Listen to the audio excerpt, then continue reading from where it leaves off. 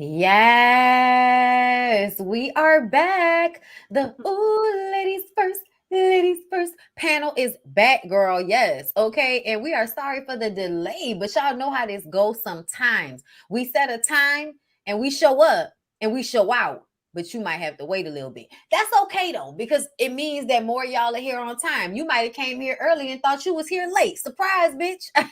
You not late. We just started. Make sure you follow all of the ladies, okay? Make sure you follow all of our YouTube channels, our Instagrams, our Twitters, because our panel, if you did not know, circulates amongst all three of our channels. It's on my channel this week. Next week, it'll be on Jamie's channel. And we usually take about a week off at the end of the month. And then we come back to y'all and pop it off with Necey, okay? That's usually how we do this. So we got a nice show planned for y'all this evening. We hope y'all got y'all motherfucking snacks together. And we're just going to hop off the deck right now. When is the new season? Can I say when the new season premieres? Yeah. She said I could. November 5th, bitch. Listen, and we got an amazing season, okay? Because I ain't letting none of these Twitches off the line. Don't think I didn't, okay? Some of them came in and they felt like they wasn't going to really be participating. Aja Parks. But we had to bring her in some shit too, because you ain't gonna do no shit and hide your hands around here, because if I see the hand, I'm putting that bitch back out and showing it to everybody. Everybody's hands gonna be on the table when we do our premiere. Ain't that right, Ashley? That's right. November 5th. Sunday, November 5th. We coming on after Housewives of Potomac, right? Or Atlanta? No, Atlanta will be off air. Oh, Atlanta be off, okay. Well, you know what? We need to be the lead in, because Married to Medicine is the ish now, okay? Damn all the rest of the housewives. I ain't trying to, Candy is the girl. I ain't talking about nobody. But what I'm saying is, you want to watch Married to Medicine, okay? This is where it's at, okay? We got it over here, okay? We got everybody coming together, baby. Everybody. Yes, Quad is coming. Y'all keep asking me about Quad. Quad is on the show. Why y'all thinking she ain't? Oh, no. I ain't gonna mess with Quad, because, we gonna let it go, okay? Because I like to be funny, but right now I can't really play with her right now. So we gonna get back into it in a little while. We gonna give her a little time, though, first, okay? Because God is good, okay? What you laughing at, baby? Where is this baby? Who else y'all want to talk about? Jackie 6.0. Simone wasn't at the party. I don't know why. Don't ask me why. I don't know. Don't stop asking me questions that I don't want to answer, okay? Now, Toya was there.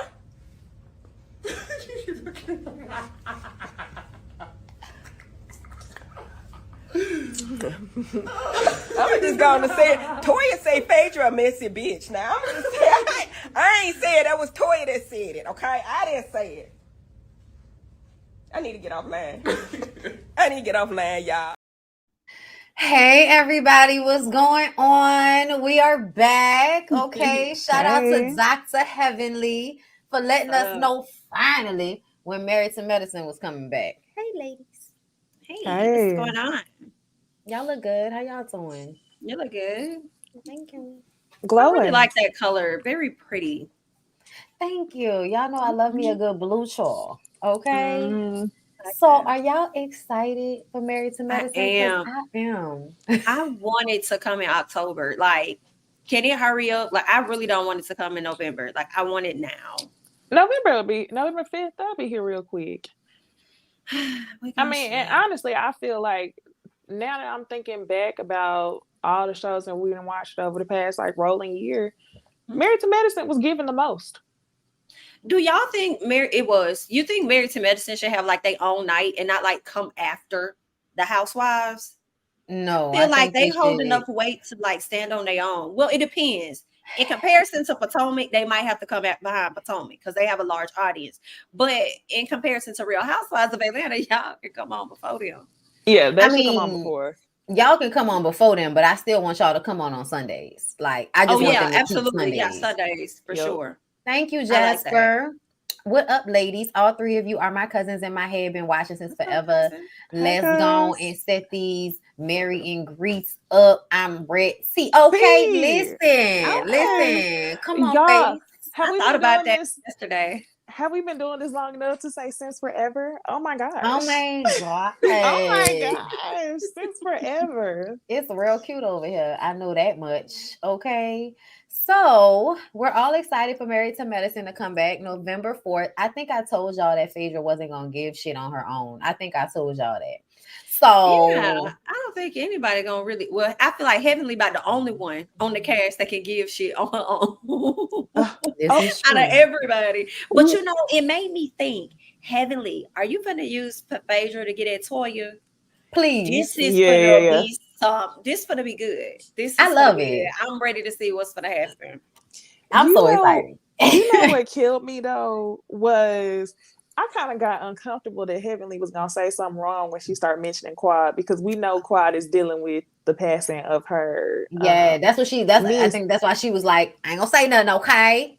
Right. But it was still like Because that's a natural inclination to say something about Quad. But Quad, we gonna pray for Quad because that was just such a horrific thing that happened. And Oh y'all yeah. know, Yeah. Quad's niece drowned, unfortunately, at her home this past month, I believe. So we sending prayers out to Quad because we know that must be real hard for her to deal with. So I hope she's doing okay. I hope her niece's mom is doing okay, their whole family, because that's terrible. That's a lot. That's a lot. I don't think Anila is coming back, but we'll definitely I be don't think so. looking forward to seeing who does come through. Now, ladies, I have a question for y'all. Okay, we about to play this video, and I want y'all to tell me: is it love or love bombing? I'm grateful for my man, because it's a fiance. Gigi's getting married. I'm getting married, you guys. I was in one of his clubs on July 5th, the day after 4th of July. And he actually had security come get me out of the section because he wanted to meet me. So to be clear, today's July 24th. This happened July 5th. Right. Dang. 3 weeks ago. Yes. So 10 days later, we went on our first date. Very soon within the first, part of the conversation, he said that you are the woman I prayed for. God sent you to me and I want you to be my woman. And I'm like, already? And he's like, yeah, I'm a grown ass man. I know what I want. And that's you. So I'm like, okay. So he's like, what's today's date? And I'm like, July 15th. And he's like, so if you say yes, then today's our anniversary. And I'm like, well, I guess today's our anniversary because I say yes. Oh. So we went to both of his clubs and we're like holding hands the whole time and like making out in front of everybody. So much PDA, like all night. By the end of the night, we were exchanging I love yous. And 3 days later, there was an engagement. He proposed. Can y'all believe that? And I went and so of course it all happened really fast. So I know everybody's looking for the ring. There's no ring. You got a tattoo. But it's coming. She did get a tattoo. But I did get a tattoo across here and it says his name, Mrs. Bleep, bleep, bleep, bleep, bleep. Read it if you can. I'll tell y'all later.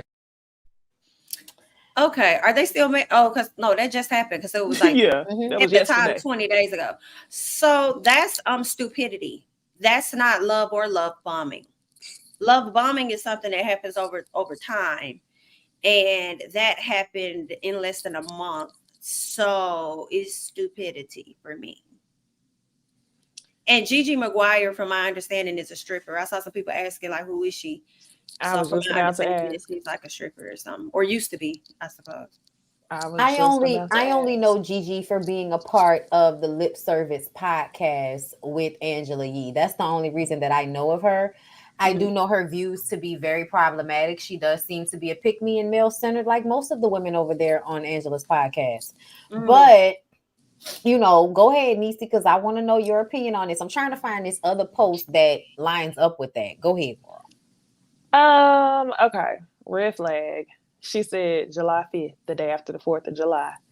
That was giving pick me just based off the girl. Like it was a holiday. I was in there. He came and got his security. Red flag, pick me.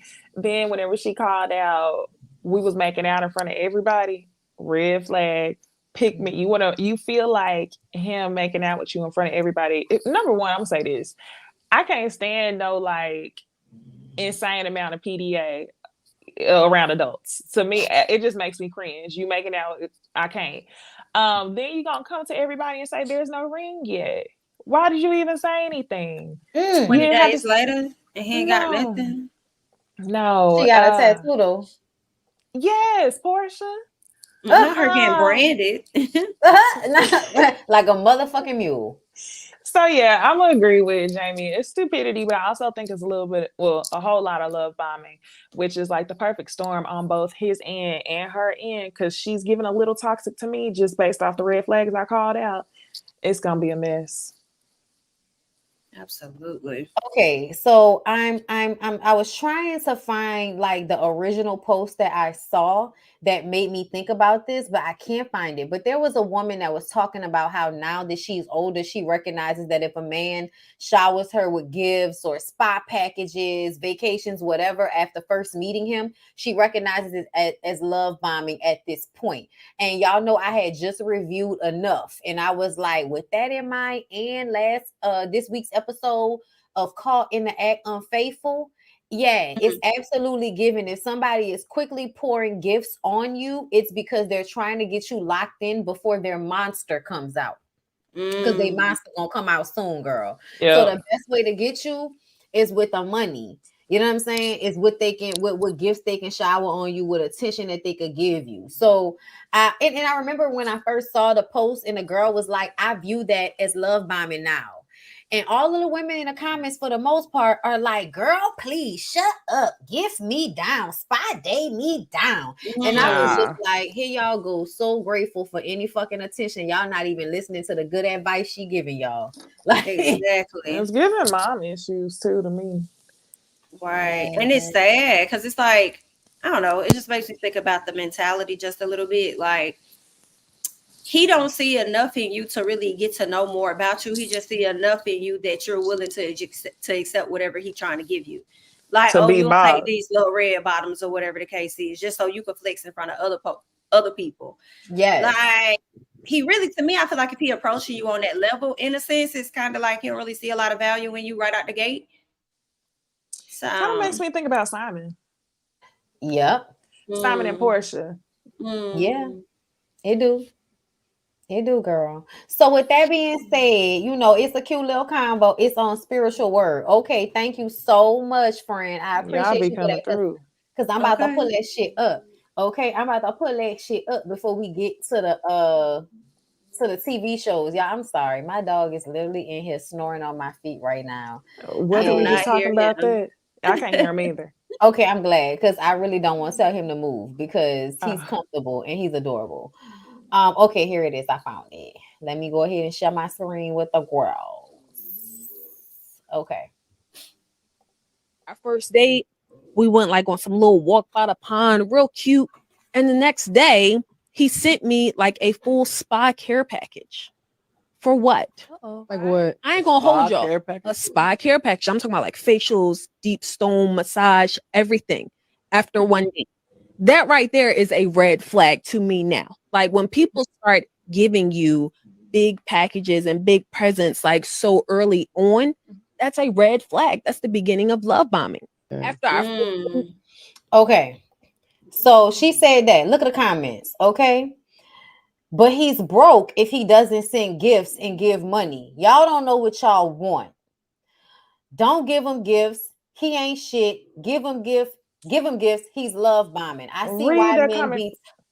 What? Moniece. Oh, I see Moniece's name. Okay, we heard her. Okay, I just can't figure it out. This is the same type of stuff everyone is on the internet and says should be the standard and bare minimum. If a man is interested in them, they want the spa, the bag, the shoes, the trips, the money, just because. This is so weird for me that people act like they can't possibly understand what's happening when we have these conversations, because essentially these women who talk about the things that they want, they're usually talking about that when they start fucking a dude. That's what they really saying. They saying, once I start giving up my pussy, I want gifts, and I don't want you to stop doing it just because you think I'm not going anywhere. Like, that's literally what most women are talking about when they say these things about men not showering them with gifts or not wanting to give to them, because a lot of men are stingy. Even if they have it, they won't necessarily give it to you just because they may not want to spend the money. They may not want to give you all of that.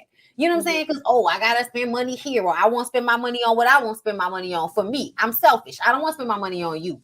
So a lot of times women are coming from that place with this conversation, and y'all act like it's okay for men to use the money to manipulate women to get what they want, because essentially that's what happens when, in this case, what this woman was talking about, she was talking about when somebody showers you with gifts so that they can conceal the truth of who they are. And a lot of times women are trying to be on guard for all of the ways they're being tricked into thinking that a man is being genuine or showing them genuine interest. And a lot of times in a woman's mind, if he's showering me with gifts, that means he's showing me genuine interest. Then you find out, no, that's just a way to hook you in.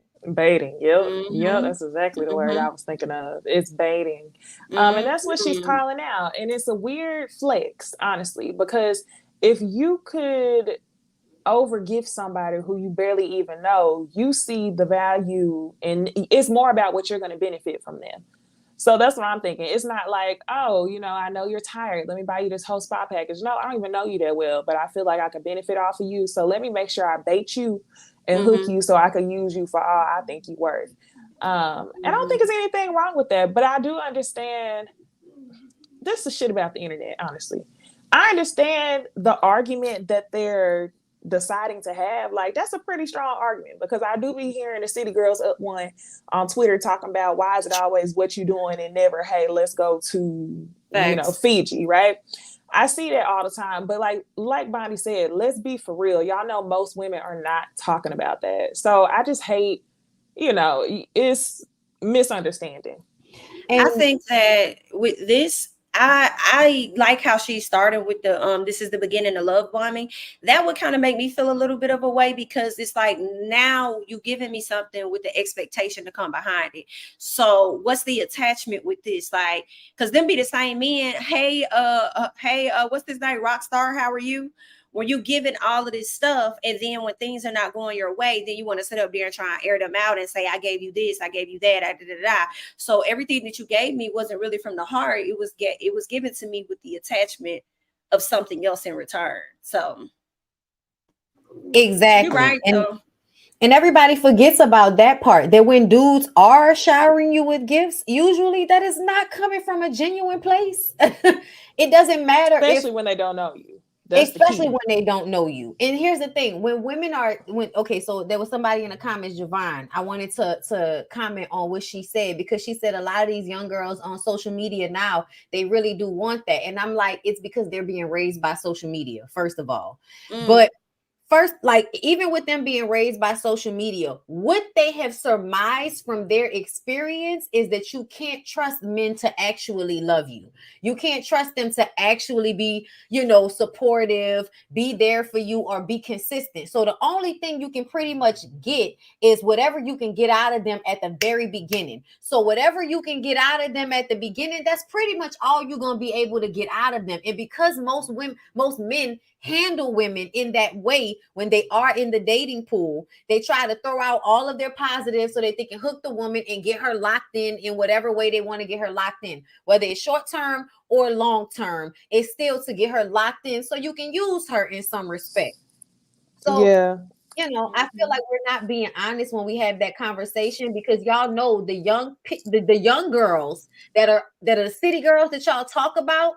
Look at the city girls. Like, literally look at the fucking city girls. Those are two girls that actually worked very hard to achieve something in real life, and then got in relationships with men who were supposed to be on their level or higher, which is what they were supposed to do. That's what they were supposed to do. And y'all are still online using them as this example of the girls that's just trying to get money out of niggas. Meanwhile, them hoes is over there acting like they in love, being embarrassed. Yeah. They act like they in love over there. I don't know. You think that it's all about money for JT, but it's JT, she a wife already, baby. That lady is in love with that little nigga. Please stop thinking that these girls really be out here doing all of this shit, giving up their body, letting these niggas go to pound time on them consistently. And it's all about getting money from them. Right. No, it's really not. That dick touching your heart shit is real. Touching your heart. Y'all know I'm telling the truth. I ain't heard that in so long. Listen, you get you some good dick good enough. That good dick will touch your heart. Okay, you're locked in. You're tied. Listen, you're making sacrifices. He a good man, no Savannah girl. Okay, you know why? Because his dick is touching your heart. But essentially, Gigi Maguire is being love bombed by a narcissist, and she's prime pickings because she is the pick me that wants a man to up her ante so bad that she's willing to give up anything for it. So she's prime picking for a nigga to come in, put you on this fake pedestal, get you locked in, and then he gonna dog your ass out. That's what it feels. I mean, you know, that's just based on what we've seen, girl. That's just based on what we've seen out here. we could all be so wrong. Gigi Maguire could be married for the rest of her life from this man that she met like last month. That don't mean he still ain't gonna dog her out. That's what I'm thinking.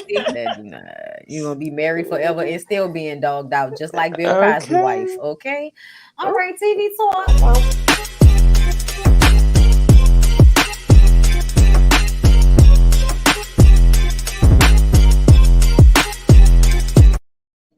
Okay, the most problematic of them all. Love it. Love it, hip hop Atlanta, y'all. Okay, the most problematic of them all. Listen, y'all still arguing with me from my live earlier today, and I'm not backing down. I said what the fuck I said. Okay. What are they mad about? Yeah. They mad because what you do to them? Not girl, be using what you do to them? What you do to her? Listen, I'm sorry. Okay, so let me start first with the small stuff, and then we're gonna get to why I made him mad. So the first thing I wanted to talk about is Amy versus Erica Baby Bang Banks and Rennie Rucci. I feel like Amy is out here playing herself at every fucking turn. You playing yourself out for chaotic, fighting Baby Bang Banks over community dick. Just because Erica thinks she got him for the moment, that nigga's community dick. Nobody should be upset about him. Y'all should fuck him and pass him around. Amy being mad at Rennie Rucci. Why are you still this upset about a song that you know some nigga probably stole from you 3 years ago? I actually was here for Rennie Rucci's. I don't know why she's this mad energy. Like, I already told you, bitch, he did it. It wasn't me. And if you had legal rights to the song, you would have got my song taken down, but you didn't. Like, I've been in the music industry for like a second, okay? A fucking second. And when I say I've been in the music industry, I spent a lot of time in the studio with producers. And what will happen is the girls that come into the studio, they want to sing, but they can't afford the time in a booth. So what will happen is they'll be there all day. They'll write hooks. They'll help produce music for the producers to sell and make money off of in exchange for the girls getting studio time, okay? Or for the producer to work with them. I feel like what probably happened is Amy probably worked on a song with a producer on some friendly, no money type shit. And then her song ended up being given to somebody and actually being sold. And she like, that's my song, but you didn't never do your paperwork properly. You didn't do, any business to make sure that whatever you wrote on that track wasn't going to be sold to somebody else. Because that's what happens. The producers have the tracks. You sit there, you might write something and it could either be for you or it may be something they may want to use for somebody else. If they're a snake, they're going to take your shit and give it to somebody else because it's they beat. And you was in the studio on their time, probably for free, writing. So now they have rights to your shit because it's they shit. And you don't know no better. So yeah, I definitely feel like Amy played herself and continues to want to like have discord with other women because of some stupid ass dude. I think she is looking foolish with the chaotic situation. Like, you already know who your friend is before Erica Banks came around. So why is you even pressed about any of that fuck shit? Now, it is kind of messed up. I do see her point with Erica because it's like, we supposed to be building some type of friendship. So if you fucking them, just let me know. You know what I'm saying? So I kind of understand that, but at the same time, it's like, Amy, you choose to be so open with what's going on with you and Chaotic. Erica don't really tell you shit for real. And if you're not interested, what is the issue? And the one thing that I'm now starting to think about is, Amy, you said, even if I don't want him, I'm not going to lose. So it seems like you often put yourself in a position to compete with other women when you don't necessarily have to. Now, when it came to the Rennie Rucci situation, I did not really care for Rennie's attitude and how she approached the situation, because I feel like Amy came at her calmly, but Rennie didn't want to have a conversation out the gate. And my biggest thing was how Yandy and Deb responded to Amy. I feel like that was fucked up. Like they both on some like fuck shit, basically. Now, when it comes to the overall like music shit, first of all, you ain't never do no split sheets, because the split sheets gonna make sure that the producer get paid, the writer get paid, the artist gets paid, all of that, right? So that leaves me to believe there was no contract, and you were green as fuck in the industry, and you didn't know no better at that time all those years ago. But I don't know if it's her really being upset that this girl is singing her song. I think she was upset at how Rennie came at her.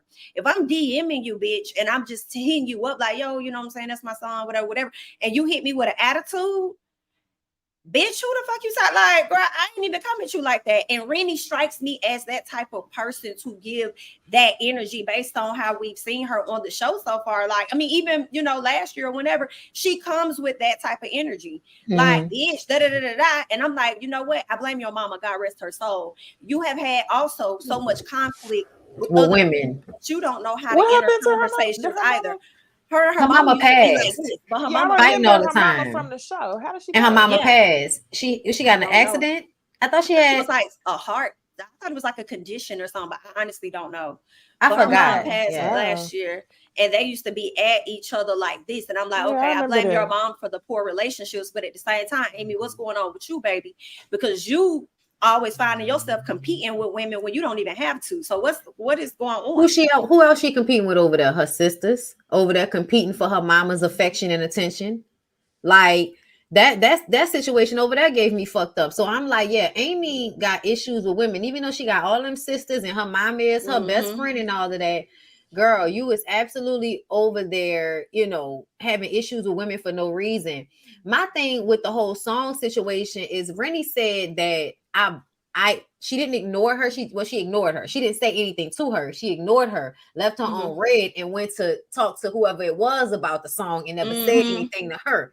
Next thing you turn around, Amy is on the blogs going off about it and putting Rennie in it, talking about, bitch, you stole my record. And so that's when Rennie blocked her. So I feel like Rennie didn't handle the situation right at all. Like, you absolutely was being a bitch about it. But I also feel like if you in the game, you already know, bitch, don't come at me about no fucking song when you know who you gave the fucking song to, who stole it from you. Why are you talking to me?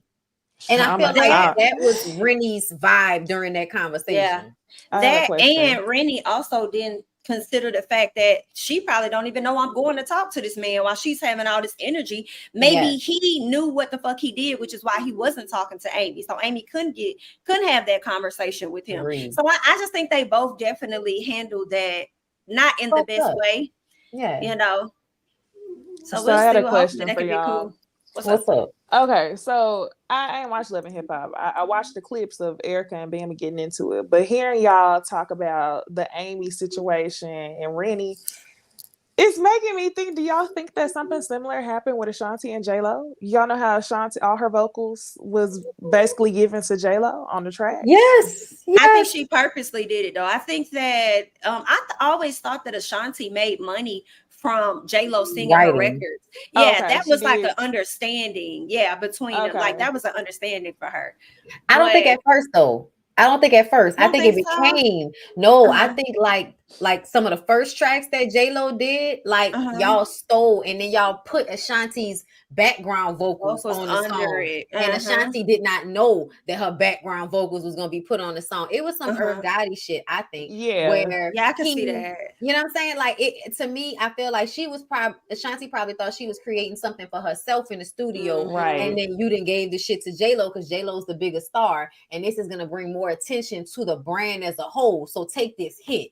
That's what it sounded like to me. And he was right, because essentially bringing J-Lo in did make the whole Ja Rule and Murder Inc. brand really blow up in mainstream society way bigger than they were before.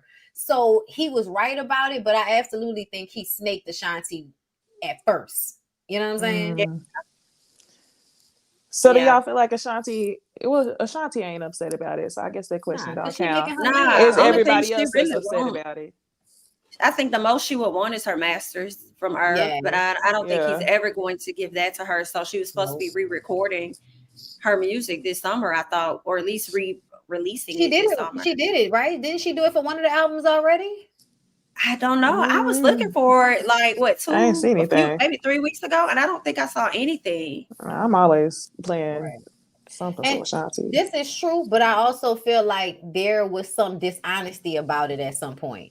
Like, it's one thing to do, to know you're doing a song for somebody, but to think you're in the studio doing a song for your own shit, and then he used it for somebody else without you knowing. I think that happens a lot too. I think the girls kind of figured out that they would give their throwaways to the other artists and keep their best shit for themselves. And niggas know that. But yeah, I mean, still, like, they was acting like it was J-Lo's voice and it wasn't. Like, that's some snaky shit.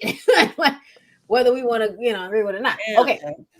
So where I made everybody mad, where I made everybody mad is because I pointed out to everybody that I felt like there was a narrative being pushed with the whole Erica Scrappy Bambi situation. So I feel like Bambi very much played her role in the dynamics of you're a bitch to Erica. You was nanny boo boo. I got the dick. He married me. I'm the one that he chose, bitch. Yeah, she was very much doing that. Absolutely. I agree. But this whole setup to make her look like she mistreated E-Money, I feel like is extremely fucked up. Because it's one thing to say me and this woman got issues. It's a whole nother thing for you and my soon-to-be ex-husband and your baby daddy that tried to take custody of this same child from you. It's crazy for you and him to come together to try to make it seem like I neglected your child when he tried to take custody from you and say you were abusive. And now you can say it's my fault because I was just sticking beside my husband. And, now everybody can put the blame on Bam. So that was the thing in this situation that kind of pissed me off. Because, essentially, Bambi, you didn't win anything by marrying him except for 3 more fucking kids or 2 more kids than the first bitch got. You didn't win anything. And I think you know that. That's why you got a divorce. But the way Erica showed up talking about, bitch, you trying to put him on child support just like I did. It's like, so what are you mad about exactly? Like, where's she supposed to be? Like, E-Money's 18. And then I also feel like if E-Money was really being mistreated by Bambi, why are you still trying to get E-Money to go over there and have a relationship with her siblings instead of just waiting for Scrappy to have them? Bitch, you can only see, not bitch, but E-Money, you can only see your siblings when your daddy got them because that lady didn't treat you right, and I don't like that. That wasn't where Erica was coming from. She was coming from, you thought you won, but he still want me. And I absolutely think that Erica and Scrappy fucked in Puerto Rico for E-Money's birthday. So I mean, that's why she said he followed me. Yes, he followed me. And he, like she was throwing that shit in Bambi's face because Bambi threw it in her face back in the day. But the only difference is I feel like you had a clearer picture of what was going on because you had been dealing with him for longer. He had already fucked over you with Diamond, and he fucked over you with Shay, and he fucked over you with Bambi. And you blame Bambi for that, but you're not as mad at him. And you say he apologized to you for what he did, but did you ever think he only apologized because as he was losing Bambi, he needed to have another woman, and you were the one that's always available to him? Because you forgave him real quick for trying to take custody of your kid from you, bitch. Yeah, that was crazy to me. I think that was crazy. I didn't even like that whole divorce sit down. I'm like, bitch, why are you in the damn divorce lady office telling us how you feel about this lady as a stepmama? That's not your place. Let E-Money tell us that. But I just kind of feel like E-Money is used. It's just funny. Like, it's hard for me to not even see the karma that is going around, because I do feel like there is a bit of karma that Bambi is receiving. It's just interesting to see how E-Money was used against Erica. Right now, E-Money's being used against show ass Bambi. And it's like y'all go through the same shit with this man in different cycles. The only gag is you married them, and then you went and you had 3 kids. And as much as people may want to not accept and overlook it, this girl Erica was engaged to this man more than once. If she wanted to marry him, honestly, she could have. She like, I mean, like, absolutely that's could just have. Absolutely. the reality of If she was gonna stick around, yeah. But the whole I want my daughter to come over and see that's cap as fuck. I don't really like you, bitch. And to make it seem like it's about your daughter, it's not. It's really about the issues that y'all have had over the years. And the only reason why Erica brought up the whole bitch, you going through the same shit that I went through with this nigga when I was trying to get child support and you was laughing in my face. I don't know what Bambi said, but Bambi said something to make Erica say that. Bambi has been sitting on this high horse, like, I'm a wife, I got this and that, but bitch, you're divorcing him. Like, neither one of y'all are right in this situation. Like, you don't even want to be with the nigga. The nigga been out here cheating on you. That's nothing to brag about. It's no compliment. And all y'all both looking like fools. And here's the thing that gives me the most. The issue is Scrappy. And y'all over here fighting each other, because I feel like Erica is moving off of course, history, but whatever that nigga tells your stupid ass. And the same with Bambi. Bambi is moving off of whatever he probably told her as well, on top of history. Like, y'all both just sitting up here looking stupid as the dog fuck. And I just can't give nobody any leg to really stand on. Y'all both. May I? Go ahead. Nope, I see right through Bambi. She sat her ass there and told Erica she didn't like her because she was abusing E-Money, but yes, she didn't feed that child because she didn't come out of her room. No, ma'am. So let me check you right quick. If y'all would have watched my 3-hour live today, y'all would have saw. In April, when E-Money got on live to tell us everything that she couldn't stand about Bambi, not fucking once did she mention Bambi not feeding her. Not once did she say Bambi mistreated her. She said Bambi didn't show up to, she came to when I was in a homecoming course. She came to that, but she ain't come to nothing else. She ain't come to none of my cheerleading games or nothing like that. Which at the end of the day, okay, you could feel a way, but we could also say Bambi didn't want to be around your mama, or she didn't want to be around your daddy because she just a step parent.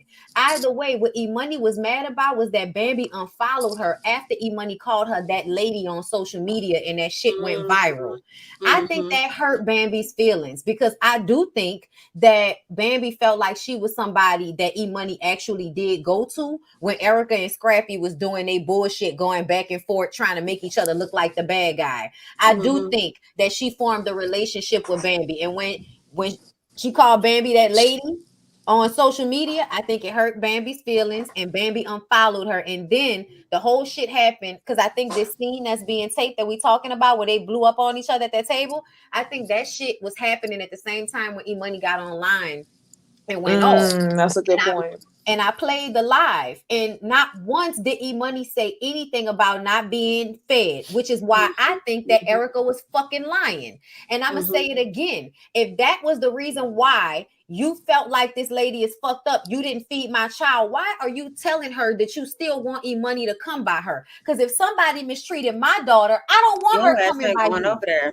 Y'all not together no more. She 18. This was so you can humble Bambi and nanny boo her for getting her heart broke by the same nigga that broke your heart. The only problem I have with that with Erica, because I would be perfectly fine with that if Erica wasn't there at the lawyer's office helping him, and if I didn't believe she fucked him in Puerto Rico. I feel like you always still wanted that man, and that's why Bambi gave you such a hard time. I think Bambi pretended to play nice with you in public because you would pretend to be being a bigger person, and I don't want Scrappy no more. I'm over him and all of that. But if that's the case, why right now are you on his side when you know he the one that's fucked up? Ain't no fucking way I'm finna sit up here and be on no nigga side that try to get my fucking child snatched from me because your trifling ass is too lazy to want to pay child support. But you want all the weight to fall on me. What was crazy though was that Erica did all that arguing with Bambi, and she was trying to find a reason. She was like, Imani has not been to your house. And Bambi said, yes, she has. And she says, well, when you're not home, well, what do you want her to do? Do you want her to come over there and see the siblings, or do you want her to spend time with stepmama? Like, which one is it? Which one? That one, Cap. Then when you start talking about the whole abuse allegations, you bring your ass to the confessionals and say, Well, Scrappy tried to do that when he was getting custody, but you at the table ready to fight Bambi. They both doing the same thing. It was just giving real whack. And honestly, as many times as she has been engaged to him, she should have just married him at this point, but it wouldn't have changed anything because she still would have been in the same fucking argument with Bambi, I'm sure. Or And he Shay. would have been the Maybe, same or nigga. another woman, yeah. But he would have been the same nigga not paying bills and cheating on you and running out when shit got hard. This right here, but Bambi harassed that lady nonstop. You can't. When did she harass her nonstop? When did she harass her nonstop? Can somebody explain? I don't know. I've been watching Love and Hip Hop Atlanta for years and reviewing it. Please tell me when Bambi was consistently harassing Erica. I need to know when that happened because I missed it. Thank you for the super chat, Willie. Necey face card has no max. You are stunning, and she is. Oh, thank you. Thank you for that. Thank Because we you. love super chats that come with compliments. Thank you. Okay, period. Okay. Period. I don't know if Bambi has mistreated Imani, but it's very possible to start out liking your step parent and then just taking a dislike for their ass later. But I don't know if she's like mistreated her. It's possible because I don't believe that nobody is a saint in this situation. No. I don't know what the mistreatment would have looked like. Maybe it could have been leaving her out of family things and she felt like she was mistreated or whatever. But this is what they was talking about. They was talking about, this is what she literally said. She said, you was feeding everybody else and you wasn't feeding my daughter. Mind you, Imani is a teenager and Imani was in her room. I don't know about y'all, but how it worked in my household is if somebody cooks and they say, hey, the food ready, you come downstairs and you eat. If you don't come and get the food, then I guess you wasn't hungry or you didn't want to eat. But even though I want to remind everybody that Bambi has a 4-year-old, a 1-year-old, and a 2-year-old. So why is it that y'all expecting her to be responsible for a teenager eating while she got her 3 young ones to worry about? Like, shouldn't you trust that the older one can come down and make her own plate? Is it just me? It's just reaching for an argument. First of all, my teenager none of my kids is going to nobody else's house without no money. I don't give a damn if it's $. Like, you can get your own food. But my question is this: did they have enough money for food to feed Imani if the daddy was not paying the rent? It's no question. Because he wasn't paying child support. He wasn't paying child support. Maybe she ain't had no goddamn food for that girl. It's no disrespect. I only have 2 peanut butter and jelly sandwiches in my hand. But that don't make sense. Not if she don't feel comfortable. This is my thing though, y'all. Bam and Imani have had a good relationship for all of these years up until recently. So I feel like in order for y'all to actually make it seem like Bambi is not being a good step parent, you would have to be able to show me that. And I feel like y'all can't show me that. Y'all can only go off of what Erica and Imani is saying. And as I said before, in Imani's live, she didn't say anything about the lady ain't never fed me and she ain't take care of me. All she said was, you didn't come to my cheerleading games and you don't love me because you unfollowed me. You don't love me because how you love me and you talking bad about my mama and my daddy. Well, first of all, me and your mama been fighting over your daddy for years. So I could love you and not fuck with her.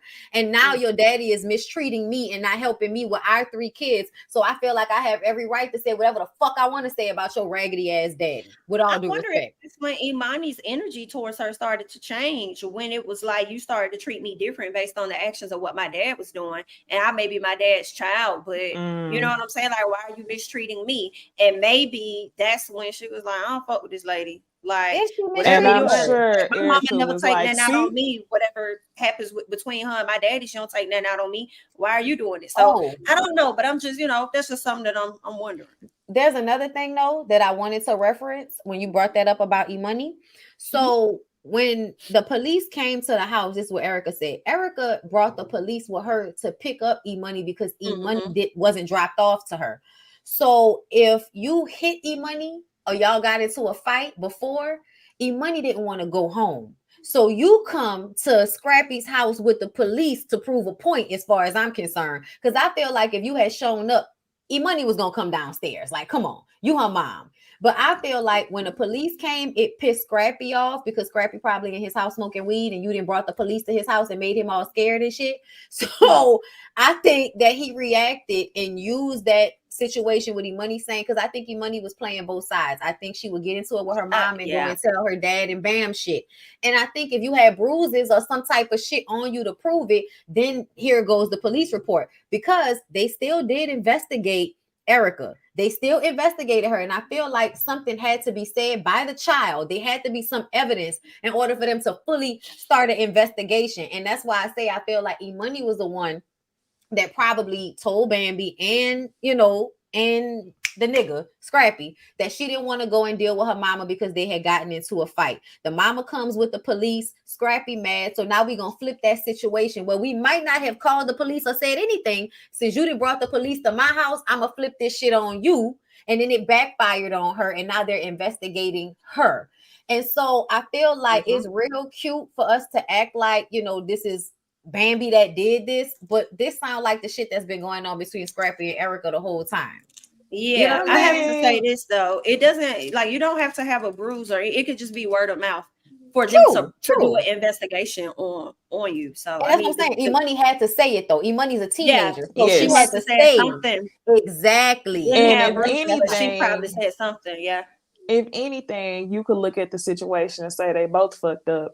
Because if Imani felt like she had to exaggerate or lie to get the attention of her mama, that let you know she already know that the power lies within her daddy, and y'all both will do whatever it takes to get his attention. Daddy, boom. But that's what I'm thinking from Imani on the side of her daddy's side, though, to get the attention of her dad, who she now has to share with all these fucking children and this lady over here. Okay. So she could have also said, in the same sense you're saying, you know, to get the attention of her dad and not even just her mama. I agree. Yeah, that's I true. also think she was trying to get away from her mama. Because to me, y'all, I don't care what nobody say, Erica Reeds is one of the angry young baby mamas. Okay. They mad because they ain't get no help. They picked the wrong nigga to get pregnant by. They are resentful of whatever the situation is. Then she went and got pregnant and had the twins with that other nigga who they said is married. One of the kids is autistic. Ooh, I feel like that's married. a lot. That's what Bambi Bambi said. did say that. I didn't hear that. So, and even before that, Erica is in relationships with pretty niggas that need $20 for gas. Like you still not picking better, bitch. Like you still not doing no better over there. Okay.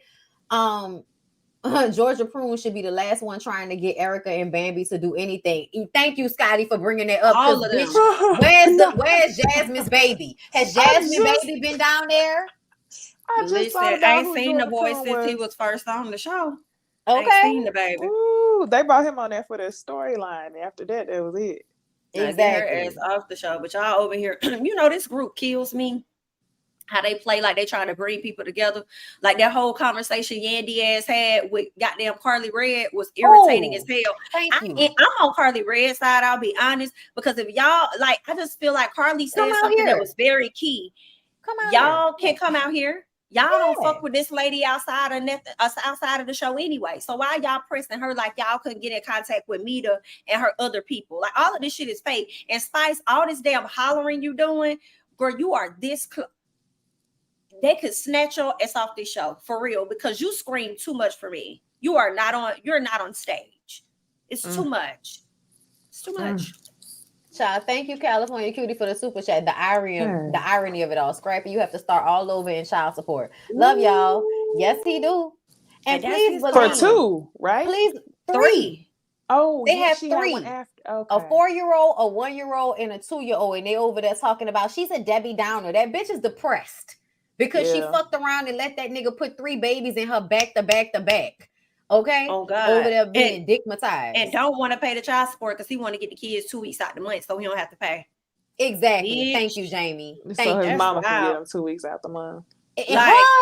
So mama can corrupt the poor fucking babies. That's why Bambi said, why are you trying to take my kids from me? Like, this lady don't even want you to take the kids, and it's not about getting no money from you. It's about her not wanting her kids around your raggedy ass mama, bro. You can't tell me that that's not about that lady now, because you ain't never had no fucking money. So I pretty much can guess that Bam is already resigned to the idea that she gonna have to pay for most of this shit by herself. This is so sad, y'all. It is. And he had the audacity to sit on that live with some of the guys and with Eric. And I think somebody else was on that live, and he was sitting up there talking about how you ain't gonna get, like, when you do bad things, you ain't gonna be able to be successful or go to the next level or whatever. He was talking about Sierra, and it's like, nigga, you're in the exact same spot that we saw you in when you first got on the show. What are you talking about? Renting. What are you talking about? Renting and still rapping. This comment right here. Bambi should have read the Yelp reviews instead of thinking she was special. I agree with y'all, but there's a part of me that feels like y'all are full of shit when y'all say stuff like this, because I remember what it was like back then when Bambi got with Scrappy. And to be very clear, everybody thought Erica was a mean bitch, and they thought Scrappy was fine as fuck with all of this good potential, and he just needed some time and a good woman, and he was gonna turn into fucking King Joffrey Joffrey or some shit like that.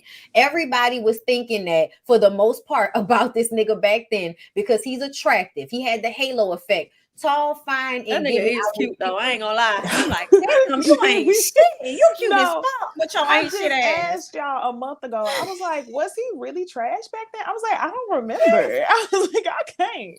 He cheated on Erica with Diamond. They talk bad about Diamond. Mama D said Diamond coochie stank. Then because Diamond cheated on him with Soulja Boy. He goes back to Erica. He tries to make it work with Erica, say that she not showing him the affection that he need. Okay. Then she on the TV show rubbing his fucking feet and shit, trying to prove something to him. And he still cheated on her with Shay. Still lied to her about the situation with Shay, was going back and forth even after season 1 when Shay got her and her little wig embarrassed. She still was fucking with that nigga after the fact. So Erica was with him all up until he goes to jail because he had to go to rehab. When he was in rehab, him and Erica broke up for good. And that's when him and Bambi started talking. But at the same time, Erica gave him that ring back because she was trying to put on for the camera. She wasn't really done with him, but she was trying to flex and do her, oh, I'm going to leave him and I'm going to move on and he's going to regret it and then he's going to come back to me better. That's what she thought was going to happen. But that's not what fucking happened. He went and found him a woman who was even more pressed to give him whatever it was that he needed because she was a pick me too.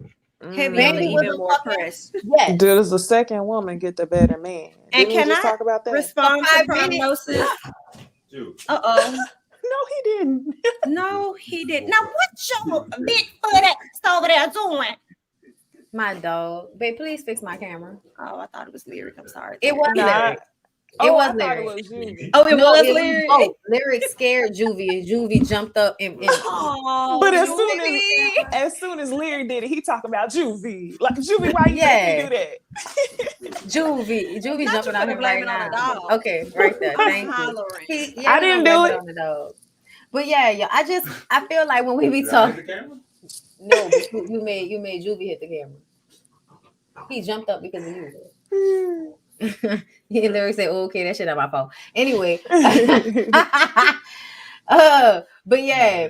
Okay, so I'm just saying, like, I feel like I know everybody wants to be mad at Bambi forever because she's stuck beside the man and everything, but that's what Erica is doing right now. So why are y'all still more mad at Bambi even though Erica is literally doing the same thing? And that's the point that I keep trying to understand. It's how y'all, Go ahead. I do want to answer prognosis though. What was the question again that she asked? She said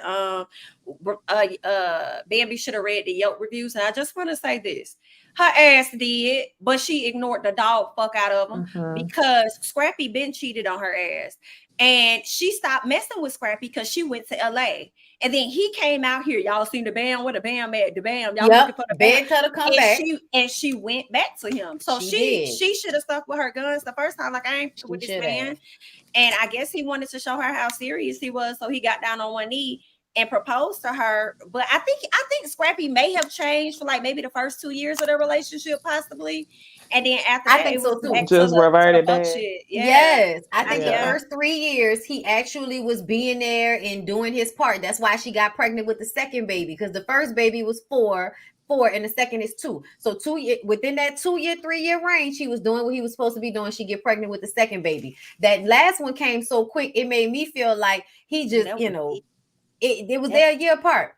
Bambi could have stayed silent, not attacked the first woman. I feel like y'all are acting like Erica was some perfect fucking like angel and wasn't coming at Bambi back then. But okay, Okay. I'm kind of with okay. prognosis on that one because I just kind of feel like at the end of the day, bitch, that was my nigga. I don't give a fuck about none of that shit. I'm on your goddamn head and you could feel a way about it. And when we sat on this stage and I told you that nigga wasn't paying his child support for me, you was over there laughing in my fucking face. You had so much to say. So at this point, I'm with that energy on your ass. So I definitely see why Erica is like, bitch, this is karma. But at the same time, I still why are feel you like helping him? you're making yourself look dumb. Yeah. Exactly. That's the thing. It's like, who really the winner That's at the the end of thing. it? Y'all At both the got end y'all of it clown all, mask who's on. winning? And that's just what I want everybody to recognize right now. And I feel like y'all can talk all of that fucking shit y'all want to, but y'all are still caping for Erica in some respect now but at the end of the day, Erica got her lick back on Bambi a whole bunch of times because she was still fucking scrappy when Bambi and Scrappy was together. She was getting her pussy out down to the fucking hotel. They was still fucking and they still fucking now as far as I'm concerned. Absolutely. So I just want them to come together and like when y'all gonna really realize that it's really scrap. Like that's the thing. Like we be having so much conversation about the ladies, and then this is how he's always overlooked. You know what I'm saying? With the fuck shit that he has been doing and the part that he has played in this shit. It just makes me think about how niggas be with women and then they tell you one thing to have you thinking this way about the other one because what they're really trying to do is make sure they keep y'all separate. Because ain't no telling, he could have still been fucking with Erica throughout the marriage, girl. We don't know. They both know that enough to keep them separated. Both of them know themselves. Both of them know that they are willing to live in some form of delusion. And I guess they just want to be the one. So at this point, I feel like they know what Scrappy is doing. They just don't care. You're probably right, girl. This is the one for me. She's only mad at Bambi, which is why she's an idiot and a pick-me. Nicole, this is why I'm mad with it. Thank you. Thank you. I appreciate that because everybody acting like they can't hear me. All right. So with that being said, girl, we done with Love and Hip Hop because them hoes make my blood pressure go up. Let's talk about these hoes, girl. So is somebody gonna be real and talk about how Brandon is Lorenz Tate in a Rain on Me video, trying to sabotage his woman at every turn? So she wanted to be a singer and she sings really great, but you've never tried to make her a singer. Why is that? Really? Then, that's what we found out this episode, that she was a singer. They played a track from 2002 with some producer that Anthony was friends with. First of all, Anthony is going around this episode trying to make Brandon look stupid, which I feel like is not really hard because Brandon is stupid. But it seems as if Christina is a talent within herself, and he's never, I guess, sought her out as an artist, but only to work on his other artists. And then come to find out, hold up. Yeah. This nigga mama was white. I told y'all. Yeah, which is his mama white? Mm-hmm. Yeah. But he don't have a relationship with either one of his parents. And it sounded like it had something to do with Christina. I wanted to point out to y'all though, I watched the clips of the episode. I watched the episode.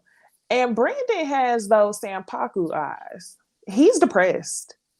He done been through some things. Every time I see his eyes, like it's almost kind of scary. Brandon or Anthony? Brandon. Like he is depressed, constant bags. And I know that can mean you tired, but he got them eyes where like you can only see. It's like they're always, I don't know how to explain it. I need to find a picture. But I initially was confusing it by thinking whenever he was getting into it with the men, he looked scared, but he don't look scared. He's like depressed. There's something off with his soul. You can see it through his eyes. Just look at the sit down with him and Christina is talking to him with so much energy, so much liveliness, and he low-key look dead in the eyes. Because he resents her probably. And I also think he hates her to like, like you just too much of an enemy to her. Like he hates her. So for her to talk about something, we in the middle for a reason. Girl, you in the middle because your nigga hates you. Like that's why you're in the middle of the photo. And I feel like he's sabotaging her too. I feel like when it came to the situation with B, I think that he sabotaged the situation with B because you talk bad about that girl, and now you're gonna set it up like Russell and Colby said something bad about her. And now you got Christina, stupid, running to Russell talking about Anthony was talking bad about you. Girl, you wasn't even there for the conversation. So how can you say that? Then when she sat down with B told her that Anthony never brought up Russell and Colby, but she still decided to go around telling people that shit. which to me shows that Christina and Brandon are both fucking liars. Thank you. They're the liars. same person. Yes, and they then are. had the nerves to try to read LaToya, and you lying in her face like people are not gonna be able to run it back. I'm like, at this point, just invite the girl on the show, invite her back in front of the whole group, and let everybody know that Christina is a liar. I see what y'all meant about Kobe. I think y'all mentioned it last week about her always hollering. I saw her sit down. I said that she was getting on my and she nerves. was just so loud. I was like, what the hell? And maybe it made her seem louder because Christina was just so like calm with it, like not reacting. And I'm just like, girl, you are doing too much. I thought I liked you. She just loud for no reason. So I see y'all saying LaToya is a mess too. My only issue with LaToya is her not identifying that Anthony started a lot of this shit. So I know you want to blame LaToya. I mean, you want to blame Brandon and Christina, and really they still are to blame because they always take shit to the next level and make people's events all about them. They do that. But essentially, girl, your husband was the one with a battery in his back by this little nigga going at the man's wife. Okay, that's how the first two arguments happen, with your husband going to bat for Brandon. Okay, so if you're going to read somebody, you need to deal with the fact that your husband be messy as fuck and all involved in them people's situation. That's my only issue with LaToya. Beyond that bitch lied, that nigga lied, and I'ma check you wherever the fuck we are about you lying, saying my husband said some shit he ain't say. I don't care. Yeah, because Anthony didn't have to tell nobody, and it's just interesting to see how he started out being so team Brandon, and then now all of a sudden your ass against him, and I'm like, well, what did he really do to you though? Right, like what happened in the back scenes? Right. I had no idea. And then with what is it, Bravo? I didn't even realize Bravo had a wife until they showed her at the sit down table this episode. Did y'all see that? Bravo's wife. Stopped. Yeah, her name's like Letitia, I think, or something like that. Something like that. But anyway, she was sitting at the table with Kobe and LaToya, and Kobe was like, oh, Brandon's here. I'm not going to speak to Brandon until Russell talked to him. I ain't going to speak to him until he speaks to my husband. And they was like, hold on, like, is there still an issue? Like, basically, like, what you here for if you got an issue with Christina? And I just felt some type of way because, like, I get it. As a friend, you want to defend your friend's event. Like, it ain't going to be no beef for my friend's event. But ain't nobody calling Christina out. Christina is manipulating to the T. And I just need somebody to expose her. That's sad. Thank you for the super chat, HFG. It's clear that Christina and Brandon did not know each other well when they got married, which is true. It happened within like a few, weeks or months? And haven't done the work since. And Tisha. It's feeling that way. Those do not work out well, even though y'all stay for a long time. It's like they're still learning third date stuff about each other. That's what it sounded like.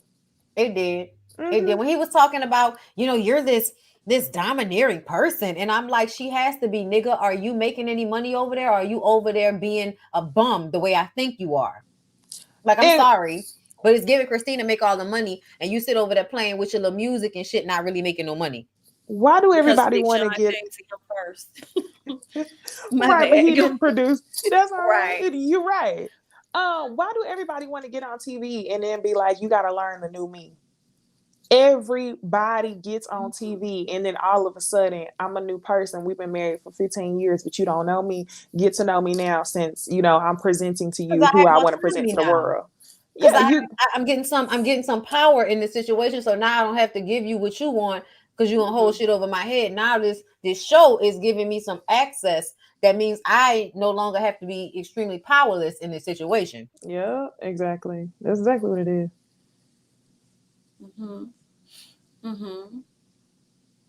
I think I'd rather Bravo and his wife be one of the main couples. He appears to have a level of maturity. Oh, that's what you think? I was thinking so too. Y'all don't think so? Hell no. What did he do? I think he plays both sides and he's messy as fuck. I think he pretends that he is like level and shit. But it's obvious to me the conversations that he's having with Brandon and the conversations he's having with Anthony are different. Because Brandon keeps saying that Anthony stole something from him. But it's obvious to me you wasn't doing what you were supposed to be doing. So Bravo called Anthony or enlisted him because you weren't doing your part. But you're not gonna really say that because you don't want to get into it with Brandon. Brandon is one of those niggas that a lot of his friends go along with his bullshit because they don't want to argue with him. He must just be the nucleus of the group. That's the only thing that I could guess, is that he the nucleus of the group and why everybody is friends. It must be. I don't know why, because he's not really that good of a friend. He referred to Anthony as this one guy. I just kind of, and then also, why do y'all like talking about Christina and Brandon? Why y'all need counseling so fucking much? Why the counselors got to make y'all like each other? To me, make you like each other. Yes, call that out, because that's what they be trying to do. The people, they come on here, they know that they're not equally matched at all. They end up finding out they don't like each other, but they stay married for the sake of being married, and then want to go to therapy to think that that's going to make them. When she said to him, we just need to start. Oh, it was her or him? It was him who said we need to get into each other again. What? Who said that? Brandon said that to Christina. We need to get into each other again. And then she said to her. Yeah, basically. And then Christina says, I need that pit bull from you. I need you to do this for me. And I was thinking to myself, like, this is where you kind of got it fucked up. Like, your husband has showed to us within the past, 2 hours of the show that we've been able to watch that he's not into you like that. So for you to sit up there and feel like you can make demands on what you need for this man to do is just unrealistic. And it just felt like she was trying to set a scene that just really wasn't given. How long have they been married? 11 years. Oh, damn. But let me tell you something. Even though she wanted him to put on a performance, he did exactly that. He got up in front of everybody and said, I love this woman. And I was like, see, bitch, that wouldn't have sufficed for me. Because the last time he spoke to the crowd, he told them that you weren't insecure and you were embarrassed as fuck. So he likes to speak to the crowd because he can't deal with you directly. To me, I feel like Brandon is a lost cause. I think whatever your parents did to you, they fucked you up royally, and there ain't no fixing you. You are entitled. You're lazy. You don't feel like you have to do anything. When he said, I don't want to do anything anybody else tells me what to do, I said, girl, that means he's never going to listen to you, and he's going to make y'all's lives more difficult than they have to be just because he doesn't want to listen to you because you're a woman and he doesn't have to listen to you. So, yeah, and it's not even just being a woman. I know a lot of men that have been socialized. Right. Like they've been socialized to be like this with their women. I don't have to listen to anybody, and it's like, well, that's why you're not as successful in your music career, because you don't listen to anybody. You're going to blame Christina for that. But to me, you have a habitual pattern of ignoring the facts of a situation. You're lazy. It's all about how you feel and what you want. When you weren't doing shit fast enough for the showcase and they started moving pieces without you, now you're trying to make everybody seem like they doing something wrong because they're not sitting around waiting on you to do some shit. So yeah, I feel like it's probably the same thing with Christina. He's probably one of those dudes that uses and weaponizes incompetence. Yeah, they're too similar. And if I was in that restaurant, I would have been sitting there like, what the fuck he do? Why he doing all that? What he do? Just like when I see couples walking around in a couple's t-shirt, his, hers, hit mine, his, what he do? Who DMs was he in? For what? Christina, to me, is just desperate to have a man. She even said that he would have to leave her if they. Listen, when she said that, I said, "Bitch, she gonna dog you the fuck out." Yeah, you showed all your cards. Christina is desperate to have the ideal family. Christina is all about image, in my opinion, and how people perceive the relationship. Absolutely. All of that fake calm talk. What is LaToya talking about? Like, girl, you're a liar. What do you mean when she's talking about? You're a fucking liar. It's on camera. And that's why LaToya peeped that, because then they have a function and LaToya didn't go. And she went over there to where Kobe was. LaToya, she don't say a lot, but she observed a whole lot of what she peeped it at the skating ring. I had never saw Christina be so nasty, even with Kobe. Like, Kobe done cussed her ass out, yelled at her and everything, and she never read Kobe even half the bit that she tried to read LaToya. Because LaToya intimidated her. No, I think Kobe, she feels like Kobe is a little girl. So when she's staying calm and Kobe's getting all heightened and emotional, she likes that. It's the same thing with her and Brandon. It means that person is given to you emotionally. They care more than you do because you don't really care. You're calm and they're all emotional. So she feel like she won that argument. She sons Kobe. With LaToya, you're not gonna son LaToya. LaToya is gonna come at you with facts. She's gonna keep her, her calm. She may not be cool, but I feel like it may have been hot in there. Either way, she is going to keep her shit at a certain level. And I think that whenever Christina felt like she was upsetting LaToya, she felt like she was winning because you could see the smirk on her face. You know what I'm saying? Like, what did you say? What did you say? I said. Okay. LaToya need to go to somebody's boot camp though, because when she came to her talking about, I went to 8 years of school, I have a doctorate, that means I studied people's physical actions as well as their mental, and it doesn't matter. Girl, don't nobody care if you went to school for 15 years. This is a reading session. I need you to come a little bit harder than that. So she should have stood on it. That was the mistake she made, because I do feel like she was reading Christina appropriately since the beginning about her being fake. But the problem was she couldn't really stand in it because she's being taught to, pretty over it, put sugar on shit. She don't want to really have no big blow up. She a church girl. She's a regular, woman. I don't want to have a big blow up with anybody. I just want to have the conversation and get over it, But that's not how this works. It's reality TV. So when she came to you and was talking that shit to her, oh, you called me. You said I was fake. You should have been like, you are fake. That's what you should have been like. LaToya, listen, next time when you feel something, say it. You are fake, bitch. You and your little bitty husband. His little bitty bitch ass is fake, and so are you. But you didn't want to say that because you didn't want to break, you didn't want to completely cut ties. You want y'all to go on this trip later on and try to figure this out. I would have told her, bitch, you are fake. Just like you fake talking to me right now. Like, don't make me pull my degree out my pocket and smack you in the fucking face with it with your stupid ass. Like, see me, I'm gonna gather you real hard. So it don't matter whether I got a degree or not. You gonna get gathered. So you could tell that she was shaking in her boots.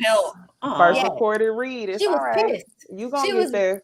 I know how she felt, y'all. It's that I know I'm smarter than this bitch, and she really playing in my face like she's smarter than me, but she lying. And I have to keep my calm, because if I don't, I'm gonna go to some other place that I know I shouldn't go on this camera. She should have came for her husband. She should have came for them braces. She could have came for so many things, and I'm just like, really, you really gonna sit here and oh my gosh, for real. Next time, she brought up the degree, I would have been like, oh, and was it just an emotional cheatation, or was he fucking the artist too? Oh yeah, that would have been the end of you would have. That's what I would have got her ass on. That right there.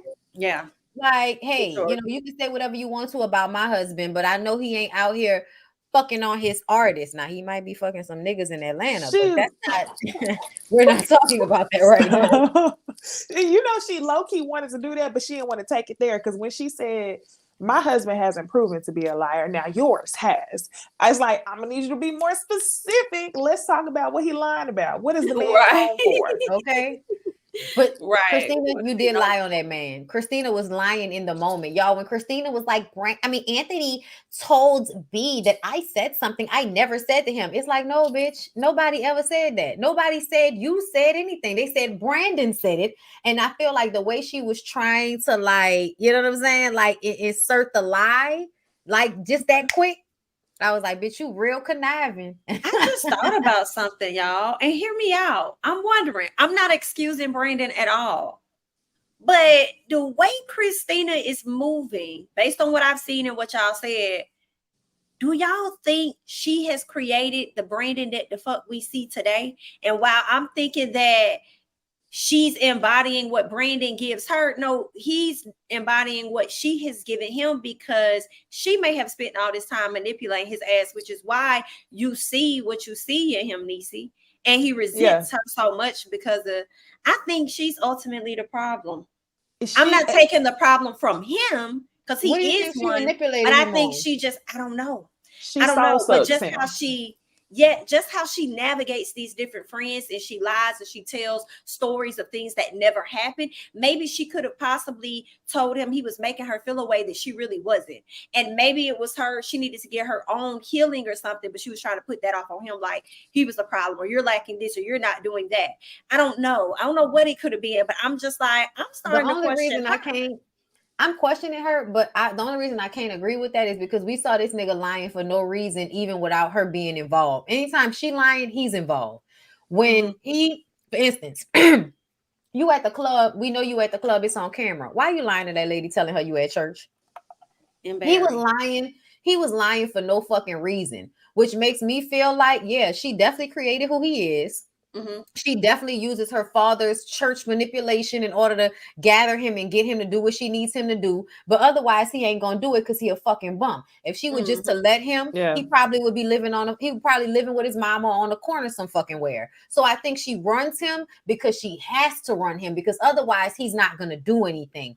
But I feel like what I'm seeing from her is, yes, she's manipulative, but I think it's something that she gets from him because I've seen it in the way he argues with her about the cheating shit, the way he argues with her about not coming home, the way he's like, I didn't know I had to defend you to my parents. What? Like, I think she had that in her before. To be honest, I can see. I think the reason why, he also manipulates her so much and was so quick to bring up, do you want to be married? I feel like she probably manipulated him into marrying her. She was 29 years old. You a church girl. Too. You want to be married before you turn 30. You want a specific type of look. Because he don't even seem, if you got mommy issues, I don't see why he would. To me, he don't even seem like the type of man that would want to be married. He seemed like the type of man that would be okay with a long-term girlfriend for 15 years. Somebody dumb enough to stick around and cater and give him all the benefits, but knowing that she a church girl, she manipulated him into something he wasn't ready for, which is why their marriage seemed like it's not good. Right. That's where my mind was at. When I'm like watching how she navigates this whole friendship group makes me question how they even came about or any of that. Like, damn, you created this man based on probably how you acted. Like, did you heavily manipulate him too? I think she probably was doing what she naturally was raised to do, being a PK. Because like you the daughter of preacher's kid, you probably very type A, very much gonna take charge and handle everything. But to me, I feel like I can't really feel like she, like, what was she gonna get out of manipulating him into marriage? This nigga ain't got no money. This nigga ain't doing shit. To me, it make more sense that he would have manipulated. And but them children came later, right? Aren't her children, like, how old are her children? Yeah, her kids. They probably like 5. They probably came later. Yeah. They look like they're about 5 or 6. They've been together 11 years. Yeah, so I feel like they was married for a nice little while before the kids came. So to me, I feel like it probably made more sense that he saw her, realize that she was going to do all of the hard lifting, do all of the hard work for him because he had a white mama. So let me go get a black woman that is going to do all of the stuff my white mama would not do. She comes from a clean cut church family. This probably gave him a sense of a, accomplishment because of her family and where she comes from. But to me, it felt more like he probably got with her because he knew she would take care of him because he ain't making no fucking money. Like, from what we understand, your Star Factory ain't got no stars. So, and she's the one with all she the made it easy jobs. for him. She did. She absolutely did. That, to me, I think that she was one of those women that, I'm gonna do whatever to get a man and lock a man in so I can have my perfect little family. Like Jami said, it's about the image. Yeah, absolutely. For sure. Which but makes I think me he think absolutely was looking for somebody to come in and take care of him. Just like, which makes it for me not far-fetched that she could have possibly manipulated him. Just like we talked about the love bombing earlier and how the men try to reel the women in. If she has more access than he does, that was definitely her leverage in it. So I just kind of wonder. I feel like she's the breadwinner because nothing about his job makes me feel like he's making money. Y'all know what? I feel like they got some type of non-profit funding them in the background. It's gotta be.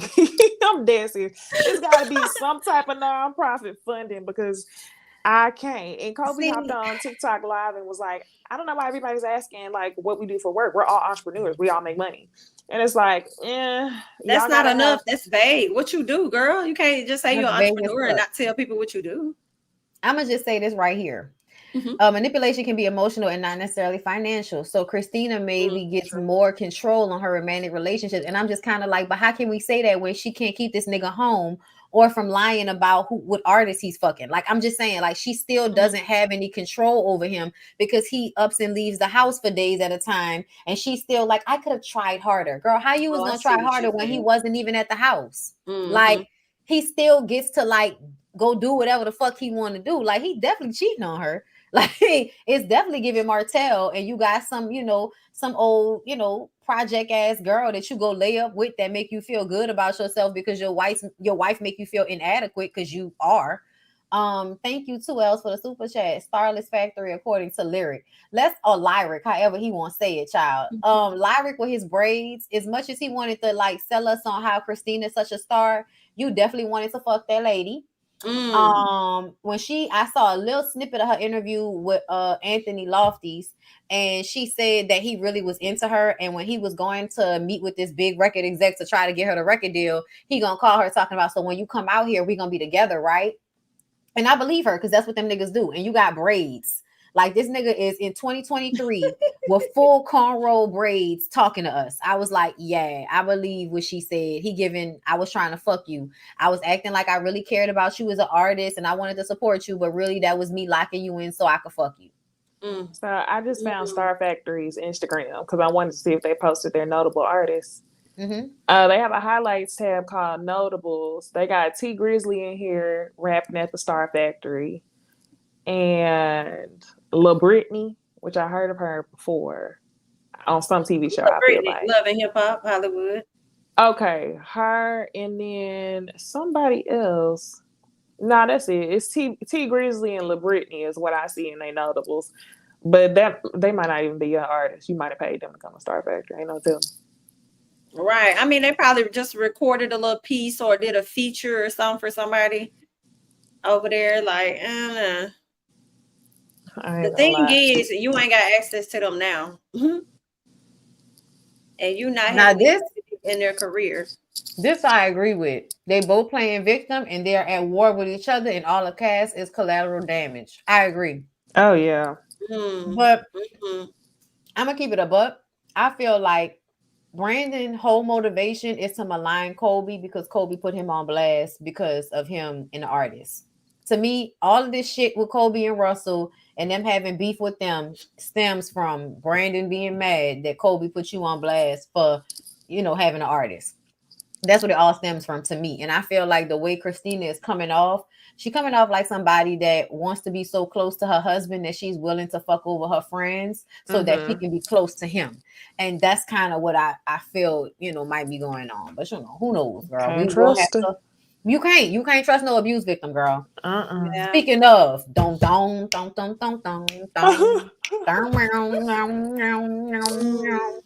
listen. It's Special Victims Unit down the Bell Collective, bitch. It is. First of all, let me tell y'all what I noticed, and I don't know if anybody else noticed it, but Shantae ain't shit when it come to her daughter. Her daughter came on camera and talked about how she felt like she wasn't attractive since she had the baby. Why are we meeting at this ice cream place so late? Why I couldn't come to the house? JJ, when he not around, she can just speak freely. To me, in the scene that they was in, Shantae has her daughter there so that her daughter will be her backup against Selena, Sanjay, and Sky. Because that's the first thing that she started talking about and saying. They saying they won't fight you. Well, I won't fight them because my mom neglected me for y'all. Baby, she did not neglect you for Sanjay, Sky, and Star. She neglected you for JJ and his fucking ponytails. Please be clear on that, because you really got it fucked up and you mad at the wrong people. I was mad because when I was sitting there looking at it, I said, your daughter is telling you that she don't feel good about herself, and you got her on camera in a wig that's not laid with no makeup on, looking real regular, while her mama is sitting there looking real sedity with her nice wig and her laid makeup and her cute little work outfit that she had on. Every scene we see So Gucci working out with one of these bitches that don't really want to work out on this show. No disrespect, Letitia, but you know what I mean. Yeah. It annoys me that your own daughter needs more from you, and instead you giving it to JJ and the people on this show, and you using her to be like an attack dog on your behalf, and you not giving to her the way I feel like she deserves as your child. Because to me, my mama would never let me come on camera looking less than her. If my mama got her hair done and makeup on, I'm not about to come on camera in a fucking hat I got from Forever 21 5 years ago, and a wig that's not layered right and not done, and I didn't wash it so it's wet and wavy. And yeah, I got got pretty skin, but we on camera, bitch, in HD, and my mama got a full face on. So to me, I didn't like the way the scene looked, which is more neglect on behalf of Shantae to D, but then using D in the scene. And bitch, how you gonna complain about what the baby have on and ain't reached the hold of the baby one time? Like I never, y'all, I just whatever. The other thing that the main thing that I got from the conversation, I feel like you brought up some good points. But when her daughter came to her talking about, we on a break right now, I don't feel like myself since having a baby, she sat there and said, y'all will work it out. I feel like as a mother, I would be offended if my daughter came to me saying that she's having issues with a guy after she just risked her fucking life having his child. To me, it sounded like there was more holes for her to poke into, because regardless of like what you're going through in postpartum, that man is supposed to stick by your side. But also knowing what I know from the last season, when she was pregnant up in the house with y'all and didn't have no fucking car, yeah, it feels like you're not really pouring into her the way you should. So it really was just a cop out to me whenever she was ready to blame it on, Star and all them. But it was kind of also giving me the money effect. Whenever a child is neglected, they want to find somebody to blame it on because they still want to romanticize their parent in their mind because they still want approval from them. So that's what this scene was. And I just don't feel like So Gucci gave her daughter the best advice when it came to the baby. First of all, I just realized that you cut your nails. Oh, me? Yes. Yeah. Was it like that last week? Yeah, I've been wearing short nails for a little minute. Once I started breaking them too much because I was actually working out and hitting them weights, I was like, girl, I split my that's why I nail had to like stop. That's why I had to stop. here. Mhm. I split my nail like down here, and Done after it that, several I was times. like, I'm gonna let it grow back, and after that, I can't. So I'm gonna do the long nails for like the special occasions, but for now, I'm the short nail girl. I just realized, I was like, Necey ain't got long nails on. You said something was different. Yeah, I was like, now what? What I was going to say about Gucci didn't care nothing about her daughter. She just wanted to talk about her situation. And that cringes. Like, I don't like conversations like that. When I'm here telling you what I got going on, but you really just want to get out what you got going on. Can you hear me first? Mom, can you hear me first? Like, girl, you weren't there for her to begin with in the beginning, like she said. So at least listen to what she's trying to say now. Because that whole y'all to figure it out was like, anyway, girl, let me tell you what's going on with me. Like, that's what that was given. And it also seemed like could the scene have been like last minute. First of all, everybody wigs was really giving horrible this episode. Latrice wigs. Woo, child. I don't know if she got into an argument with her stylist, but they ain't been hitting like they was in previous seasons. Letitia needed her ass whooped for hers. The way she had to bend in the back, knowing she tied her hair down, and she just untied it and came straight to set. Like, bitch, no, you didn't. But yeah, I forgot what else I was gonna say about Gucci now, but that was pretty much it. It seemed like it was like a quick, hey, where you at? Come up here real quick. We gotta film this scene so we can go ahead and get it done. That's what it was. But I didn't like her daughter talking about she had to get away from Sanjay and them because they don't take accountability, or she got to get away from people like that. But you sitting in front of your mama who's been lacking accountability the whole time. And now that you have the footage to see that your mama was the one running up, do you still feel the same way? Probably. I'm sure she do, because she probably live in delusion. Yep. You really want to romanticize? I think both of y'all just said it. Trying to get some type of approval or whatever from the mama. So I think y'all right. It's gonna take for her to get a little older, but when she get a little older, she'll probably stop. Now let's move on to Latrice and Cliff, child. Latrice and Cliff, that is some crazy shit. Well, what you gonna do right there? Does he have a heavy investment in her business? Because I'm just wondering. Confused. Scotty? I think he does. With how much control he wants. And instead of him being happy, he's trying to like, what is that about? He's trying to keep control of her. But for real, he could have gave her a $500 investment back in 2009 when Virgin Hair Bundles was cheap, and he might still be acting ass today because he gave her the $500 to start it off. And then the other thing is, does he not have access over that? And because he controls her in so many other areas, he now wants to control that too. And that's the one thing he has yet to conquer. So I just don't know what side of what's the hell going on? I'm wondering, okay, so with the business situation, I don't think he actually really put forth any effort. It's about controlling her. It's about keeping his thumb on her because he knows any autonomy, money, anything that she gets that can free her of him, she'll move on. Like, you know that you are using fear tactics to keep her. You're not really treating her nicely. She's not staying with you because you treat her good. She's staying with you because she's brainwashed. Yeah. And she thinks that it's in her best interest because she's scared. When she said about the Zaddy thing, she thinks it's her fault because she started calling him Zaddy. I'm like, Latrice, no, baby. You started calling him Zaddy because that's the role he was already playing with you. When he sought you out, he sought out a young woman. Yes, sought out a young woman who he could, give all of the gifts to and put the wool over her eyes and get her to basically be controlled by him. Because, see, I think that Cliff is sexually fluid. I think Cliff is more sexually fluid than he would like to admit. And I think that being with a woman his age would have been able to peep the shit or see it or figure something out about him. So for him, I think being with a younger woman is a way to control her and manipulate her because she doesn't have all of that life experience. She doesn't know any better. And you've been grooming her to go along with whatever you say for years now. Like, she's been with him since she was in her early 20s. Believe it or not, women are not grown in their early 20s. Especially if they got daddy issues that make them prime pickings for an old ass nigga that's trying to control some young girl with daddy issues. Free her from the shackles of being a daughter wife.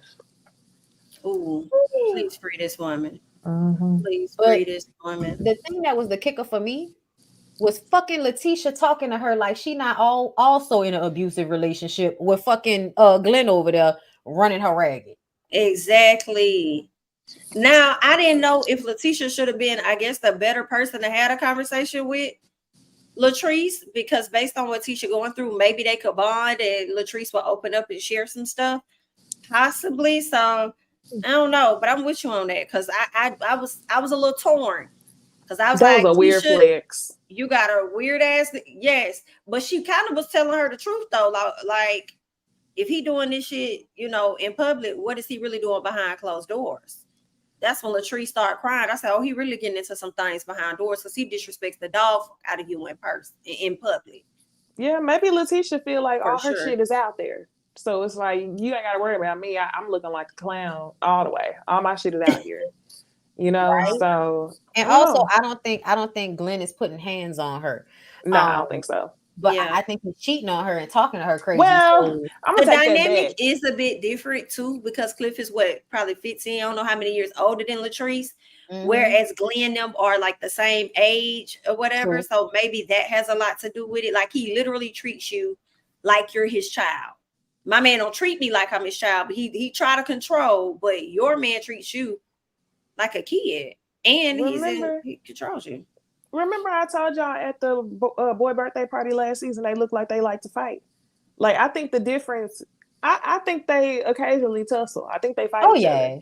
And I'm talking about Letitia and Glenn. Yes, it's given we fight to fuck. So I'm not going to say I don't think that Glenn don't put his hands on her because when they was at the birthday party last year, Letitia was puffing her chest up to him like she was ready to scrap. And I feel like they do that often. So I think that maybe Letitia thinks it's not the same thing because they're fighting each other, whereas Latrice, it seems more of like a helpless victim. Yeah. Like Latrice is getting grabbed up outside in front of people. Glenn might yell at you and pull up, but he ain't gonna play with you like that. He gonna stand outside your car and curse you out. He ain't gonna be grabbing you and putting bruises all on your arms and shit like Cliff doing to Latrice in front of cameras. I also think Glenn does a better job at controlling himself because he's younger. So I think what Letitia doesn't understand is just give Glenn a little bit longer, and Glenn is going to do some of the same things that Cliff does. Cliff is more out of control of himself as he's getting older. That's what happens to mean old men. As they get older, it's less easy for them to throw on charm to cover up how much of an asshole they really are. Because to me, especially when they're drinking, when they start to drink, it becomes way harder for them to hide. That's why last episode when, they was at Akeisha's Christmas party and he start drinking and now he start talking crazy and now we got to take him home because he going to get worse while he on that liquor. Yeah, she said we got to go.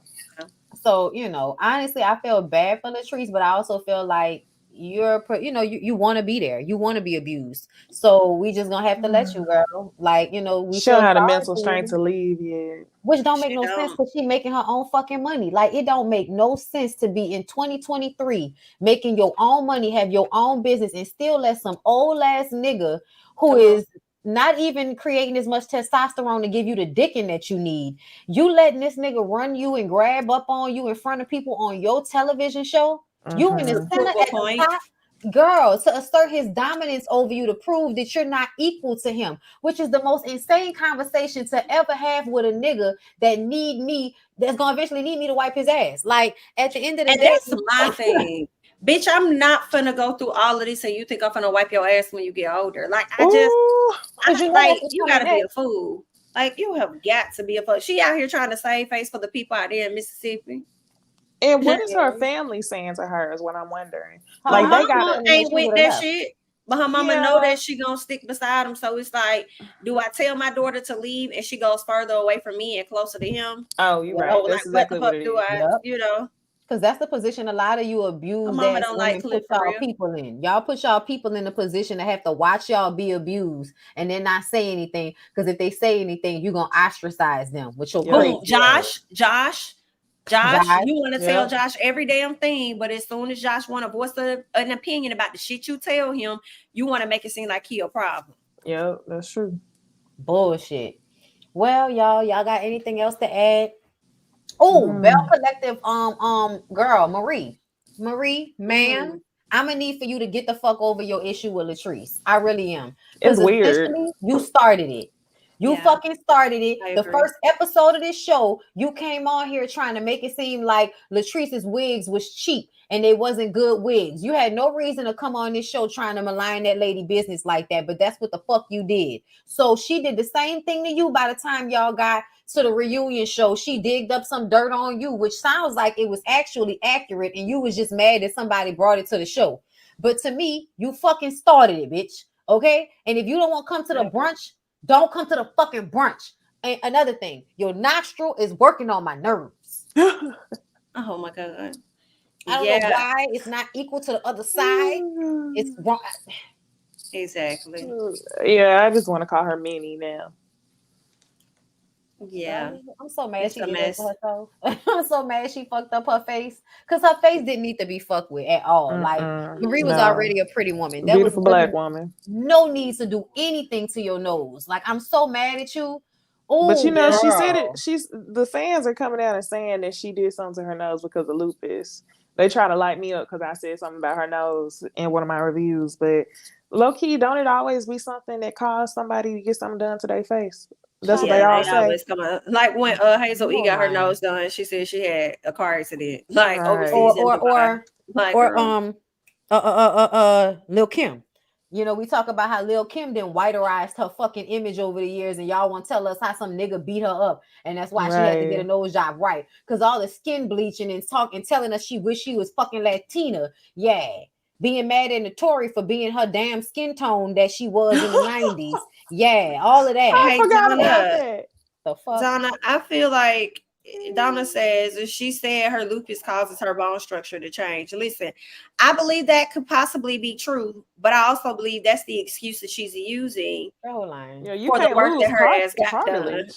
I don't think that you're gonna lose cartilage though. Right. I'm sure the bone structure changes, but bitch, for her nose, I just feel like she lying. That's the excuse she wants to use. Y'all just like always she be wanting to lied look talking about white. she ain't had no BBL. You Girl, want to be white so bad. That's why you calling yourself Marie Monroe and wearing these terrible ass tacky blonde wigs. And now you done got this nose job to forever make you have a nasally voice. Girl, get the fuck out of here. I wish in 2023 y'all would stop trying to look like Kim Kardashian, because essentially y'all really just want to look like a white woman with a black girl's ass. And I'm tired of y'all. Kim don't even want to look like Kim no more. So she don't. You know, I just hopped on Google. It says that if you have lupus, you're not a good candidate for a nose job.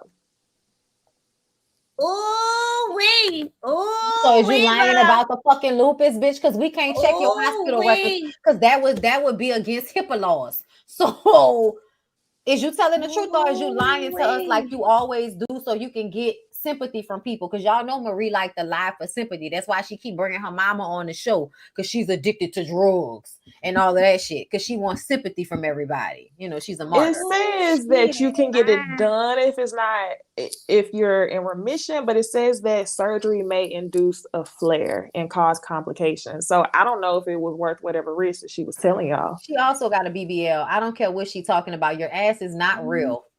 Your ass is not real, bitch. I don't know who you're lying to, but Why you're you not shaking lying it on people? That hard ass booty you was putting on that man, hard ass Or when she was DICK. shaking it, when she was Two shaking it on rocks. Latrice. Just I was hit like, it. oh, come No, on, ma'am. lesbians, come out the closet. Come on, lesbians, come out the closet. Marie and Latrice, come on, lesbians, come out of the closet. Because they was absolutely flirting with each other when they got drunk, but I'm going to leave y'all alone. Yikes. I'm just sorry. Marie give me like closeted lesbian. I don't care what she says to everybody. You give me, all you need is you a cute little young girlfriend that you can spend money on, who will eat you out in your pretty lingerie. And you could just have a nice life and not have to worry about niggas, you know, how you was worrying about the baby daddy that was, you know, or the ex-husband that was messing over you and stuff. Yeah, she knew that man didn't want her though. That was the perfect one for her. Beard. We gonna leave you alone, but we gonna return to this conversation about how many of you niggas is actually fucking other niggas. We gonna talk to y'all about that later, because y'all be lying. Y'all be lying. A lot of y'all be out here fucking the other men's and then lying about it. Girl, I thought that conversation was real late 90s, early 2000s, but apparently not so much. We'll get into that a little bit later in the show, so make sure y'all stick in there with us. Make sure y'all like the video. We about to move on to the last show.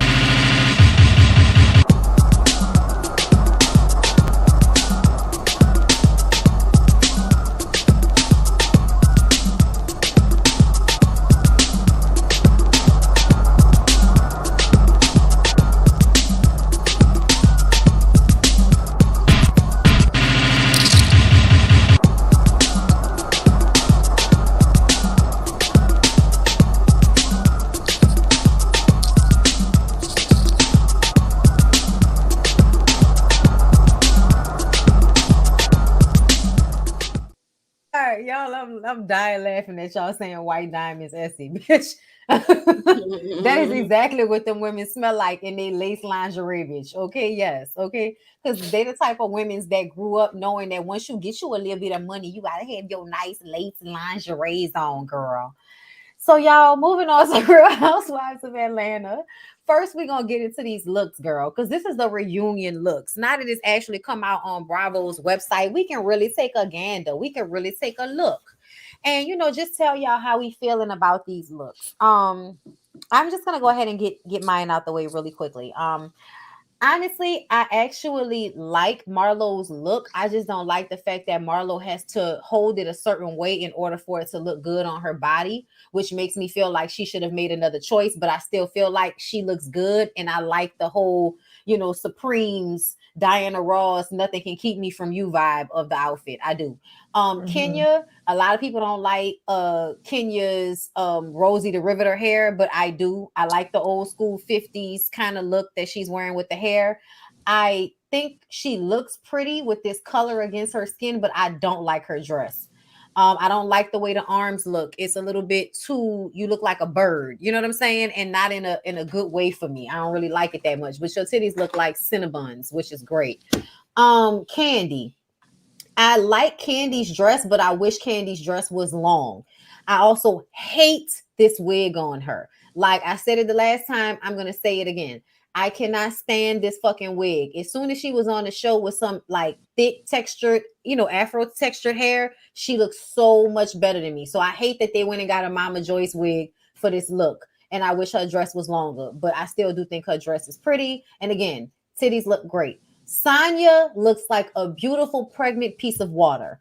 I love the color on her. I think she looks beautiful. I think it was a simple look. I think it was easy, but she still looks really good in her signature Sonya hair there, done by her sister, I'm sure. Okay, nobody gets those long waves together like Cherie.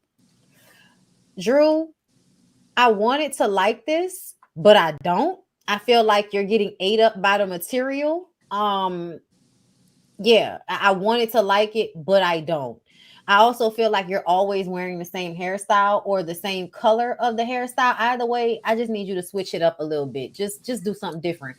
Sheree, I wish I could look at your dress, but all I can see is your face.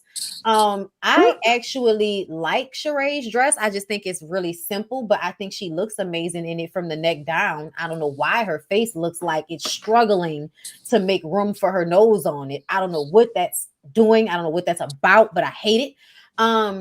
I think Courtney looks really good. I feel like she's giving Fifth Element vibes. It's giving futuristic. But it's cute.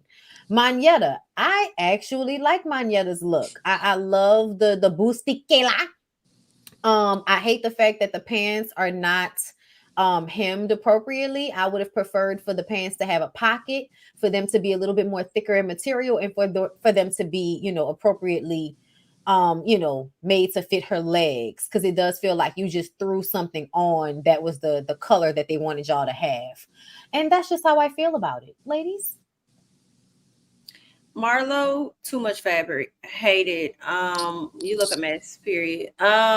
Miss Kenya, you definitely look like you're about to fly away. I feel like it's too many feathers, and I hate the peekaboo that's on your dress. Ugly.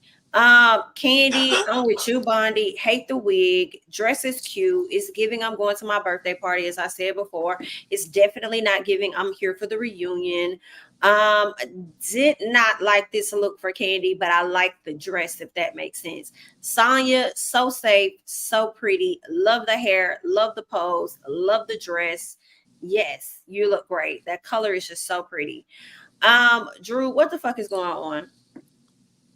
What's going on, Drew? Why did you and Marlo come with all that fabric?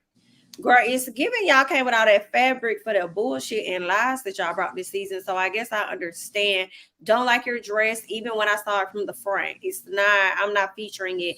And yes, please change it up. Change up the hair or something. Y'all be killing me when y'all have all this fabric and then have the audacity to stick a leg out. I can't. Miss Sheree, beautiful dress. I think it's cute. I think it's very simple. I think y'all should have stayed with the damn simple this year. I like it, but your face is giving one of Vivica Fox's faces, and I can't take it. But anyway, Courtney, I don't give a damn. Not one of them. Hold on. Hold on. Did you say one of Vivica Fox's faces? Yes, not the original and not the second one. Probably around face 3 or 4. Yes, it's giving at least one. Oh my gosh. I think we're on face 5 right now. So it's Vivica face 3 or 4. It's giving at least. Courtney, I don't like your face or your hair. Your dress is like, it's kind of cute. But it really doesn't compliment you for real. I feel like this dress should be on somebody else. It's a cute dress, just not on you. Manetta, you're going to the same birthday party as I said before that Candy is going to. It's very cute on you. You look adorable, but we are at a reunion. Okay. Don't give me the styles that y'all gonna be wearing when you're going to different events on the show. This is a reunion, so I want y'all to give like very formal, you know what I'm saying? The extraness. And so that's just how I feel about it. Do better. Can I also say how much I hate the set? Are y'all okay? But I guess the set is about as boring as the fucking trip was. So carry on. You're right. Yeah, it don't even match the colors of the dresses. It does look like a trip of some sort. I'm looking at the wood paneling on the floor and then looking at the spots on the back. On the back. You're right. Don't compliment the outfits at all. Just for that design. Boo child. Okay, guys. So, I actually did like all the outfits, but if we're gonna go one by one, I will say this. Let me start with Marlo. So, my favorite movie when I used to be a kid was Annie, and it reminds me of the lady who used to run the orphanage, and she would wear those big old nightgowns.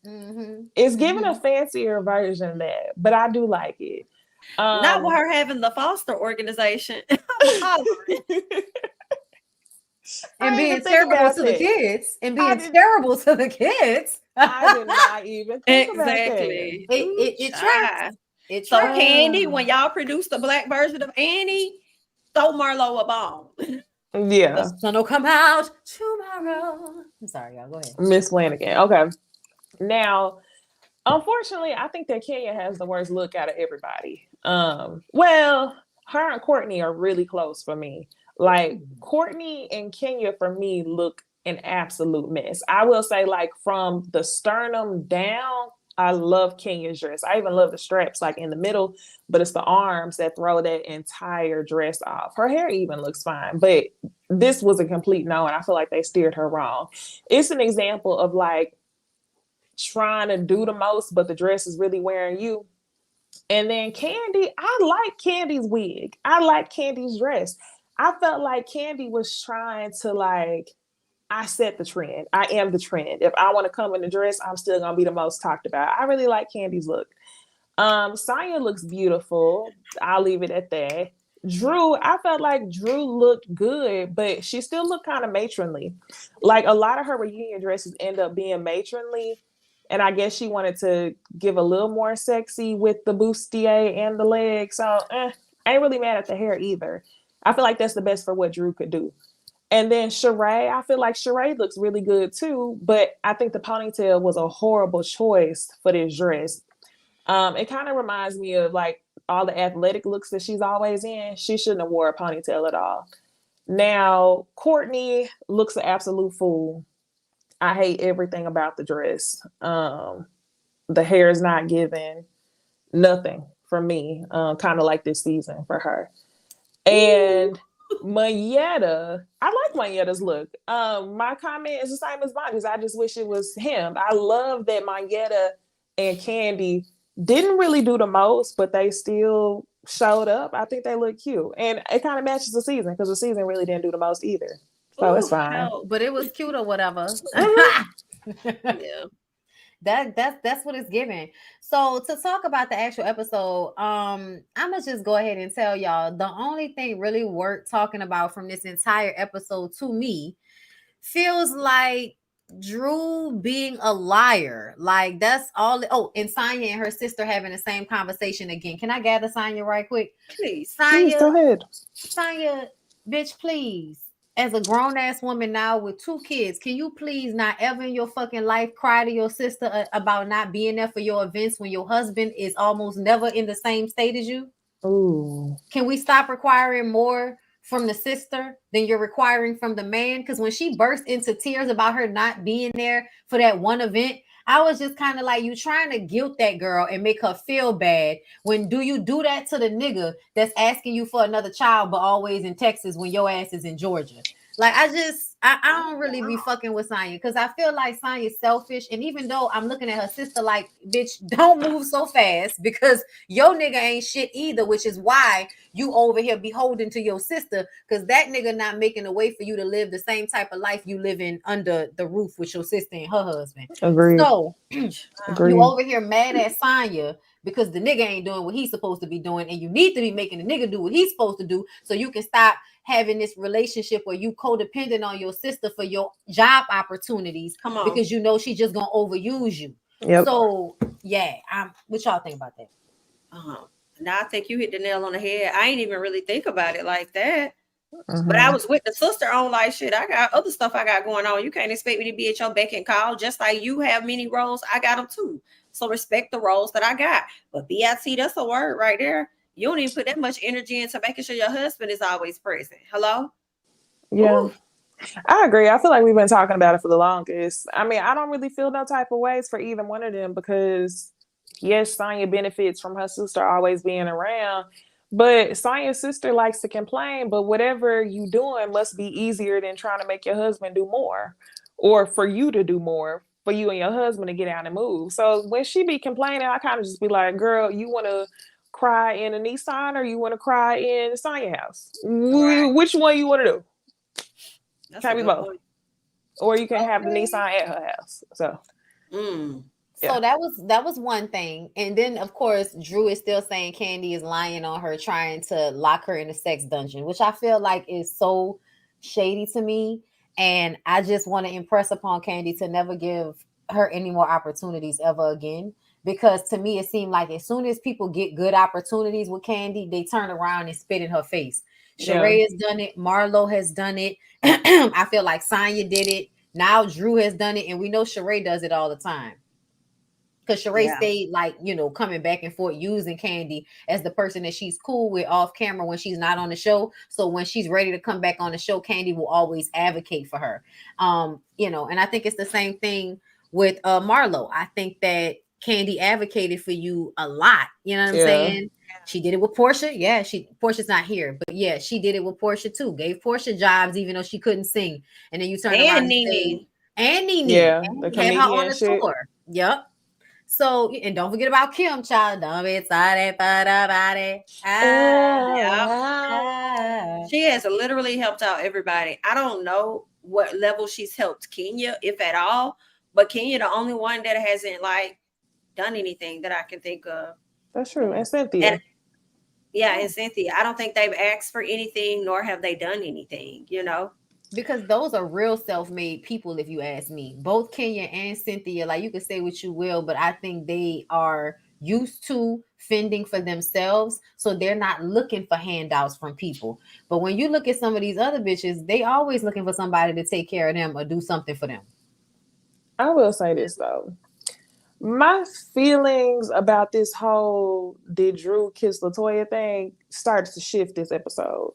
Mm-hmm. Okay, so the previous episodes, I was kind of like, Drew, you a lie, girl, what you lying for? I understand where Candy coming from. But once they showed that clip at the end of this episode where, okay, let me make it clear. I know Candy was not the first person to say they kissed. I feel like that is common knowledge. Everybody knows that. If you don't watch the season, if you don't watch the after shows, you've heard LaToya say it, right? But in the clip that they showed at the end, Candy kind of backtracked when LaToya lied. LaToya was like, no, we didn't kiss. And Candy said, well, excuse me, maybe I'm wrong, like, sorry. So in that moment, it was then understood to Candy that that was something that was not to be discussed, right? So I almost want to understand why Candy, like, we know Drew lives in delusion, right? We know Drew gonna lie and say she didn't kiss the girl, but the cameras weren't around. So I feel like what made you want to embarrass her to the point that you brought her lies to the cameras? Because all this happened when the cameras weren't filming. So if you knew with LaToya years ago that it was an understanding that it was a lie that they were going to tell and they was going to stick to, why did you decide to bring it to the show is what I'm Drew brought it to the show. Drew brought it up. Drew and Marlo did that. Candy did when the cameras were down was just chit-chatting about what Candy had going on. And she was like, yeah, I mean, it ain't no big deal. Drew kissed somebody already. Like, let's move. Like, she was just saying how much of a big deal it wasn't. And again, you're right. Cameras were down. Marlo, recorded it, sent it to Toya, and then Drew, who often does make things bigger than what they are, went and had a conversation with Sheree the next morning. And that's how it really came onto camera, because they talked about a lot of stuff when the cameras weren't there. They could have not said anything else, but Drew, to me, in my opinion, I just feel like Drew made that more than what that was. And Marlo contributed because she sat at the Toya. So now it's the storyline. Drew definitely made it more than what it was. But I also feel like Sonya was trying to throw her under the bus, because Sonya is always looking for a way to make Drew look like a liar, because she thinks Drew's a liar and she's fake. So I think everybody understood. I think Sonya brought that shit up more than once. I think the other time Candy said Todd asked everybody would they give their partner a hall pass, because they were talking about the movie.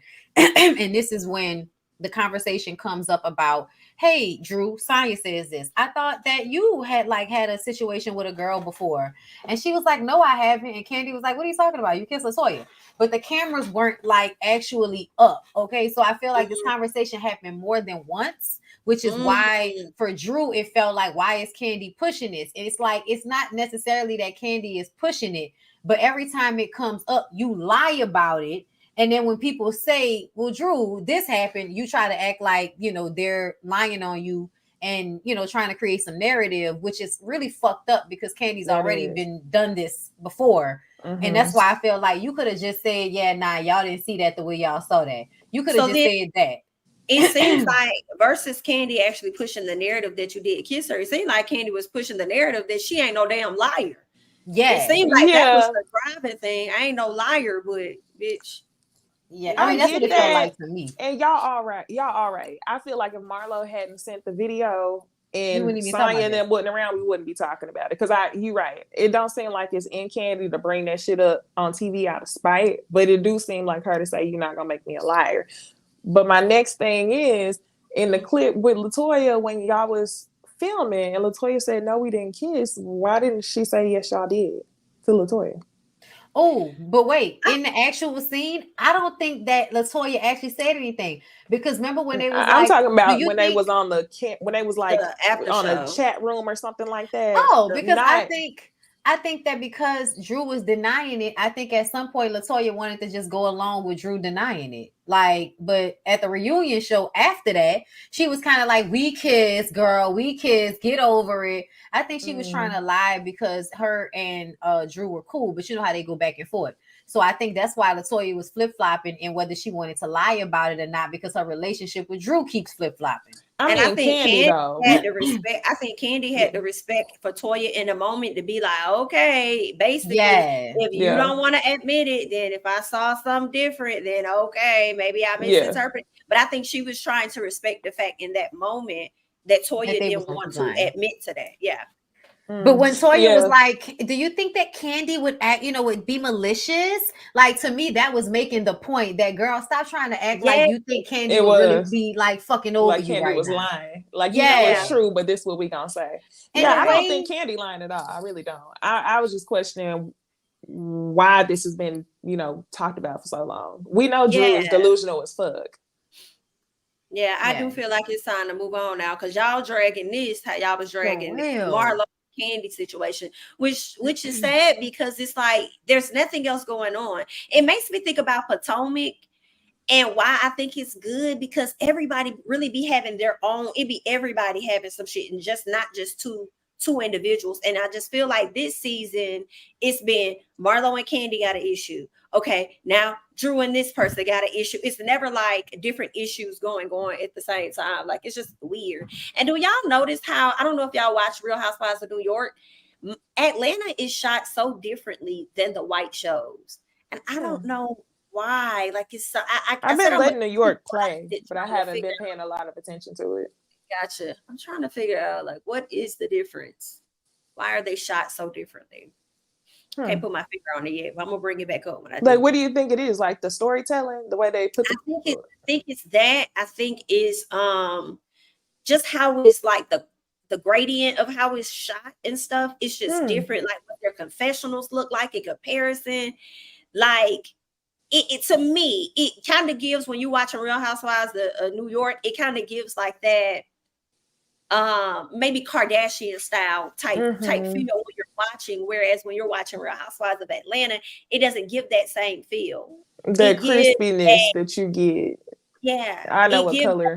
Elevated Love and Hip Hop a little bit, like a more like a not same as Love and Hip Hop, but a more on a higher level. But it's definitely not how they shoot Beverly Hills or how they shoot New York. Like hell, not even how they shoot New Jersey. It's something off. I think it may not even be intentional. Because I feel like you may be dealing with the different market, right? So the other shows are shot in places that are historically more entertainment based. New York, California, that's your Jersey, your New York, your Beverly Hills. Those shows kind of look a little bit more, shinier. I think because production takes place more in those places than Georgia. Georgia is big for that now, but Georgia is also big for that amongst Black production and a certain look, which is why it looks the same or closer to Love and Hip Hop Atlanta, because it's probably some of the same production people. That's what I'm assuming. You know what I'm saying? I don't even know if I can say that I feel like, it's really them getting less of a budget, because I don't know if I feel like at this point and Atlanta, Candy and them would allow for y'all to give them less of a budget than the other girls. I mean, they can only control it so much, but you know what I mean? Like at this point, we all know that none of the other shows would be as successful if it wasn't for Atlanta. Y'all can say what y'all want to. True. Very true. But and that sucks. So I understand why the ladies may complain, because it's like Atlanta put Real Housewives on the map, but then these other ladies seem like they get more of the budget. Yes. That's not cool. And that kind of, to me, in a sense, kind of may speak to a little bit of what Nene was talking about. The only problem that I've always had with what Nene said is that it was cool when you was in it, though. But then now that you're not in it no more, now you wanna voice your issues and stuff now. Even with the cast photos, You y'all was know still- when they released their own photo, did they own photo shoot before this season? Yeah. I've never heard of the other shows having to like, yes, not the Salt Lake City girls look good on their the cast photo that dropped. So I don't know if they probably went on their own and took that, or if that was done by Bravo. Yeah, no, I absolutely feel like, I mean, look, what is it? Well, to be honest, that new Chris look comes from the Dubai girls. I think Bravo is trying to go that way for the newer franchise. Okay, that's something that they do. I do think they need to have a crisper look and stop with these, you know, all these fucking wood tones. I don't know what's going on. Yes. Like, come on, bro. Let's blue it up a little bit. You can put the black girls in a little bit of blue, and we talking about in the actual aesthetic of the show. Okay. Do y'all have anything else about Real Housewives before we move on to how many more episodes we got left? Y'all know? Oh, I think it's 3 this Sunday. I think it's 3 more episodes. No more. Okay. Shouldn't be no more than 4, but I believe it's like 3 more episodes, and then I think we get into the reunion. Okay. All right, y'all. Well, with that being said, can y'all please like us? You know, child like us. Like the video before we get into gossip. Y'all.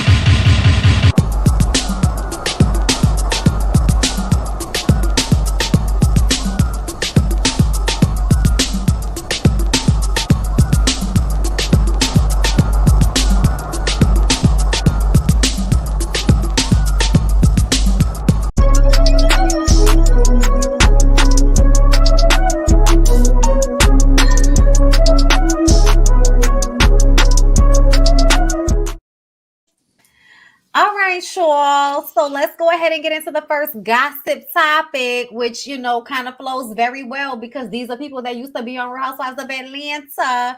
This is Miss Fallon Pina and Mr. Jalen Banks. Hold on. Is Rockstar on the docket? He not, but I'm gonna add okay. I just thought about him when I saw it. Okay, I'm sorry. Go ahead. No, because when you said it earlier, I was like, you know what? Let me drag that raggedy nigga up to the top of the docket. Because I want to gather him because I don't really have an opportunity because I do not and I will not review Basketball Wives. So let me take this opportunity to drag his fucking ass. We'll get to him. They're not on the next season though, right? They I not? think so. Okay. She don't never do shit anyway. I don't know why she keep coming back to the show when she knows she don't really want shit none of her boring ass life.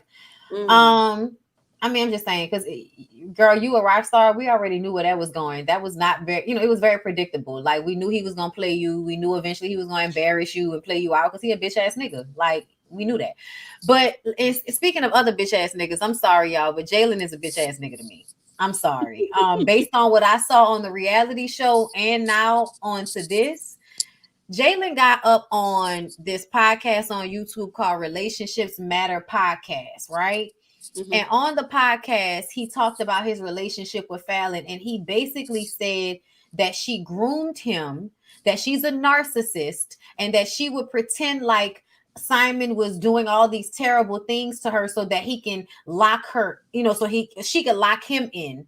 And then, they get in their relationship and he basically lost her the way he got her. And he says that he found out, come to find out after they broke up, he finds out that she had been seeing somebody before they broke up. And that's the person that she's seeing now. And he's really upset. He says that she was his best friend and he still loves her. And he's just so fucking mad about what happened. He also talked about his childhood, how he watched his stepfather beat up on his mom. So he gave us a lot of a backstory to feel sorry for him. But me personally, I feel like you can say she manipulated you with her pussy all you want to, but to act as if that woman groomed you and took advantage of you as if she was some old man trying to cliff some young girl, I don't feel that way. I think a lot of y'all act like men and women are not different when it comes to these dynamics, but a man is trying to take power away from a woman in a dynamic where he has the power. In a dynamic with a woman where she's older and has the power, her dumb ass is trying to empower him so that he can take care of her as if he's one of those older men because she's used to being taken care of. So I feel like she was putting too much on the young man. She's too fucking old to be with him in the first place. You 34 years old. He's 23. You should not have been with him. I was trying to figure out what the age. Okay. Yeah, I feel like he was a rebound. He was close. I think that Simon was fucking over her with Portia before she actually started cheating, because he was spending a lot of time out of the country with Portia, and I think that's when her relationship with Jalen developed, because he was her assistant. Okay, so when he act like he didn't see what was going on, that's bullshit. You were in the house with them. How are you going to act like she was lying to you about what he was doing when we all see Simon totally disrespected the fuck out of Fallon? Like, what? Are we going to act like that didn't happen? So I just felt like he's mad that she got a new nigga and he feeling a way about that, and he's trying to get back at her. So he's trying to make her look like some narcissistic predator. And I just feel like that's not an accurate picture of what happened. In my him talking about her grooming him and also mentioning how she took his youth or whatever, and you still young as hell, is enough to let you know where his mindset is and how he was not ever ready to be in said relationship with a woman like Fallon. Another thing I wanted to say though, at the end of the day, I understand he may have came to the platform and may have kind of like slick drug her, but at the same time, Fallon, slow the fuck down, like high key. Like, girl, you gotta slow down. You're moving way too fast. I would say you only 16, but clearly you're not. Up here. Right. And it's like when he said that she has another man now and her son is already calling this man daddy, I was like, damn, you sure that ain't the baby daddy actually? Like, you sure that's not the child's daddy that he's back, that she's back with? Ain't that what they was trying to act like with? Wait, Fallon didn't have kids with Simon, right?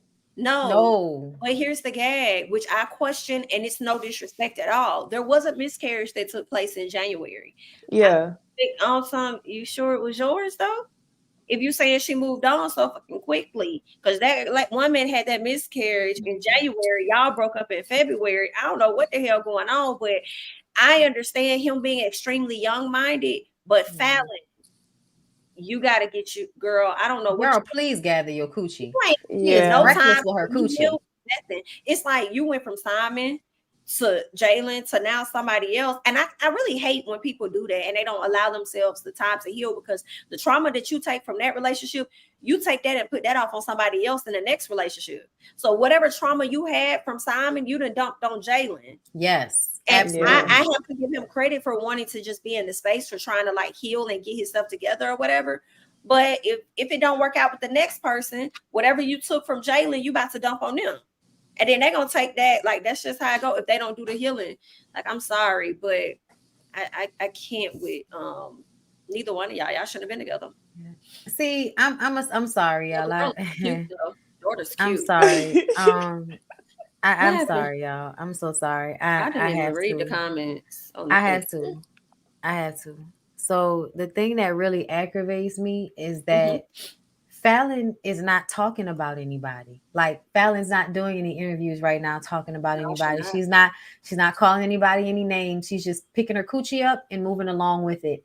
And whether he's hurt by that or not, I don't think that means he should be able to get online and say that this lady was a predator and groomed him and took his innocence, and now all his young years are gone.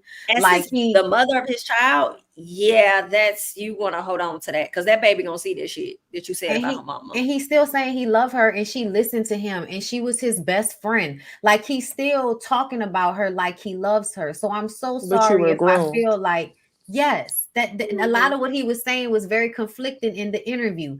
And what it gave to me was a man that is hurt because this woman moves on quickly and you thought you were special, but you were not. And so now that she's moved on to the next one, you're now, you know what I'm saying, upset about it. But to me, when you're grooming somebody, it's so that you can control them, not so that you can have them and then let them go when it's time to let them go. And that's what y'all are really failing to understand. So let me bring Cliff and fucking Latrice back to your attention. When somebody is really being groomed, it's so that person can keep them. And what she did was try to turn him into a grown man to make him what she needed him to be. And a lot of women do that shit. Y'all think niggas are people that they aren't, and you try to turn them into something that they're not. Women do that all the time, and y'all don't call it fucking grooming. So I feel like the language she used was very intentional to malign her and his story, and it's fucked up because you can say that the lady moving on too fast. You can say she reckless with her coochie. You can say that she, you know, is thirsty for a man's validation and just looking for somebody to take care of her and pick her. All of that shit. But to act like she was grooming this man so she can control him as he is now free in the world to do whatever the fuck he want to do. Yeah, no, I don't like when y'all do that. I don't. Yeah, I agree with both of y'all. Yeah. It's both of them. Yeah, it is. It is. But exactly. Can we just? That's all I'm saying. I think so too. Yeah. That's all I'm saying. That's the internet shit I'm talking about, y'all. That grooming, the youth. She took my youth, and as I reflect more on it, it did seem like, as I'm thinking about it now, he was just using trigger words to definitely make people feel even more sorry for him, even though he fully understood what he was doing. Because at the end of the day, you knew you was getting yourself involved with a woman that was still married, regardless of what the fuck was happening within her marriage. I mean, we gave Portia that same fucking heat. So you really not exempt, sir. You really not exempt. You just went on and had a baby by her. Then you get your ass on this platform, and then you over here talking about your baby mama because you so hurt by things not working out. Then he mentioned Bondy about him. I guess she reached back out to him and they fucked or whatever like that. And he was like, she just wanted to see if she still had access to me. Well, shit, you wanted to see if you still had access to her too. That's why y'all linked up or y'all smashed or whatever. So, I mean, she can be a female narcissist. It's not just men though. I mean, yeah, that's possible. She could be. Yeah. I think, and I think that's what we're admitting. Like, of course, but we're also calling. Basically, I know for me, they both were a problem. Yes. And I'm just saying, we can say they're both a problem, but he's the one that's during the interview saying she groomed him. And now you turn her into a predator. Okay. Yes. And I don't understand why we can't deal with fact without everybody being like, but she not in, like nobody's saying that though. And that's what I be talking about when we talk about these things sometimes, how I feel like y'all always have to go and grab the thing that makes the woman deserving of whatever fucked up thing is happening in this moment. That's all. You know, I'm just noticing it. That's all. I'm just noticing it. I'm not saying that Fallon is right. I'm just saying, like, I don't think the lady was grooming him. I don't think that happened. I think that it was a rebound situation. He was there for it. He saw it as an opportunity. She's beautiful. She looks the same age as him. So I think he wanted to be with her. Like, I think you had the perfect example when you were talking about Latrice and Cliff. Like, when you're grooming, is to keep somebody to take long-term advantage of them. Yeah. It didn't seem like she did that with him, honestly. I mean, and to your point earlier, you not said, if he the one taking care of everything in the damn house, according to him. Right.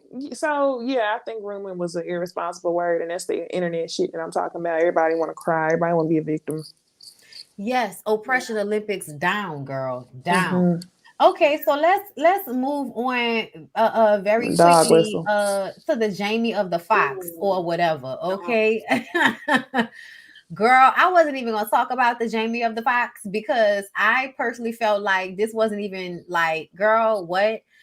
Y'all work on my nerves. Y'all always got somebody apologizing for nothing at all. And that's what I feel like happened in this situation. So Jami originally put on his Instagram, they killed this dude named Jesus. What do you think they'll do to you? Hashtag fake friends, hashtag fake love. Apparently, people took this as anti-Semitic because they thought he was saying they, as in the Jews, killed Jesus. What do you think the Jews will do to you? I guess that's what the Jews thought. And I just kind of feel like the Jews are being a little triggered right now, and nobody's even really talking to you. I don't know if you know, but Black people have Jesus too. So y'all are not the only people that know about Jesus or have, you know, they understand things as it relates to Jesus. Y'all are not the only ones. So he ends up like, I know y'all, Jennifer Aniston, she liked it and then came back out after the fact and tried to like reprimand him about the shit once she realized everybody thought that she was being anti-Semitic too. And it's like, I can't believe this this anti-Semitism. It's ridiculous. It's like, girl, you didn't think it was anti-Semitic until somebody told you that. Calm down. So Jami said, I want to apologize to the Jewish community and everyone who was offended by my post. I now know my choice of words has caused offense and I'm sorry. That was never my intent. To clarify, I was betrayed by a fake friend and that's what I meant with they, not anything more. I only have love in my heart for everyone. I love and support the Jewish community. My deepest apologies to anyone who was offended. Nothing but love always, Jamie Foxx. I feel like Jamie is apologizing because he was scared y'all might have took his career when he had that little slip and fall in the store that we don't really understand what happened with. So I feel like son knows who writes the checks and just wants to make sure he's still able to make his bread. And I'm not mad at him about that, but I'm also tired of y'all making people apologize for shit that they did not say anything wrong. Like, he didn't say anything wrong. He was using the fake friend analogy because of Judas, who betrayed Jesus. Like, it's a Bible story for Christians too. It's not just a story that can be used to make Jewish people look like snakes. I understand how you can say that, but that's not what he said. So you would be adding your own feelings onto what he said, which is not his fault. And him therefore having to apologize for it is, unnecessary. I feel like, was it really Jews that was coming out really thank you, Jamie. That's being exactly what I was gonna say. Like, was it really them or was it just people trying to incite some shit with Jamie Foxx? Because from my understanding, the Jews weren't even the ones that killed him. You know what I'm saying? Killed Jesus. So how could y'all? It's like, that wouldn't make sense if you call yourself a Jew and then wouldn't know what's being said in the Bible to know that you're not even the people that he's saying killed him. So that's what makes me question, killed Jesus. That's what makes me question, was it even Jews behind these profiles that was in this big old outrage or whatever? Or was it just people that gets us all hyped and bothered in our feelings to create outrage about stupid shit all the time? And we let like what Necey said, we let social media heavily motivate our emotions. That's why I always come to y'all and I'd be like, and I'm talking about the audience, and I'll be like, are these really your feelings, or are these feelings of what you see other niggas say in the comments? Amazing. Just make sure you standing on how you feel, because a lot of y'all read the comments and it seems like that ain't how you feel. You just take it on with other folks, so just be mindful. Yeah, I want to know. He ain't saying that wrong. Don't apologize. I want to know if the Jews feel like, why the fuck y'all keep bringing us up? Like, it do, because to me, it feels like even before social media blew up, Jewish people and their experiences was always used in a way for white people to discount what Black people had been through. Yes. Like, oh, well, they lived through the Holocaust. Let's teach the kids all about Holocaust curriculum, even though it didn't have a whole lot to do with the United States. Let's make a bad example of another country and talk about what they did. Meanwhile, we're taking away slave and African-American curriculum from the schools, right? So it's just annoying to me. It's like, who's really bringing up this argument? And that's kind of part of like the production that is the internet. I ain't trying to be on no conspiracy type shit, but it's so like plain as day in our faces of what is being produced and what stories we're being told to keep in our heads.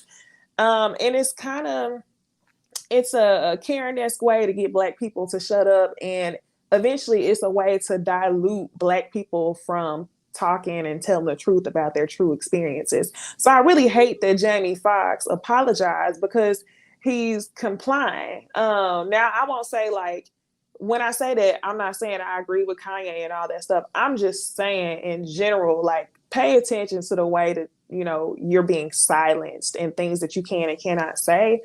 It's the way to stop Black people from speaking their truths and their experiences. Right. Okay. Well, we're just glad that Jamie's alive and well, and we hope to see him in something soon.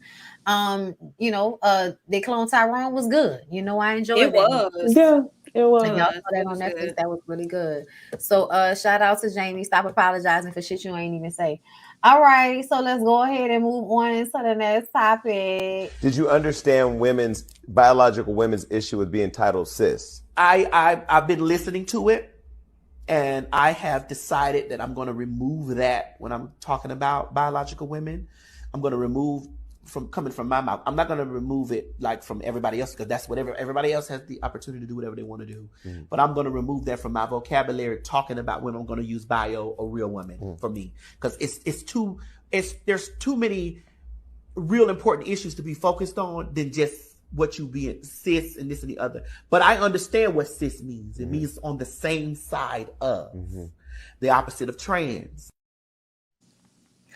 All right, y'all. So y'all see T.S. Madison has decided to take cisgender out of her vocabulary. And I just want to say, I think that's a move in the right direction, even though I still feel like in other parts of this interview, you're continuing to use the same transphobic tactics against Just Hilarious by continuing to point out that she was confused for a trans girl, as if you're not like shading her with that assertion.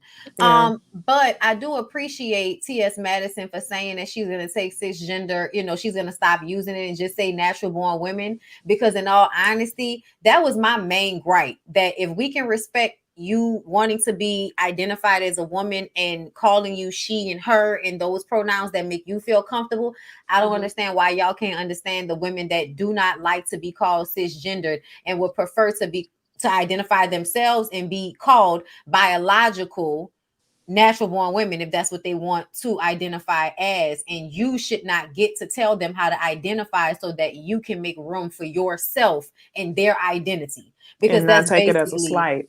exactly like don't take it as a slice, sis. This is just what it is. We are, we can all say there's an umbrella of femininity, but the ones of us that have this very specific experience, we can be in our little clique together amongst ourselves as well.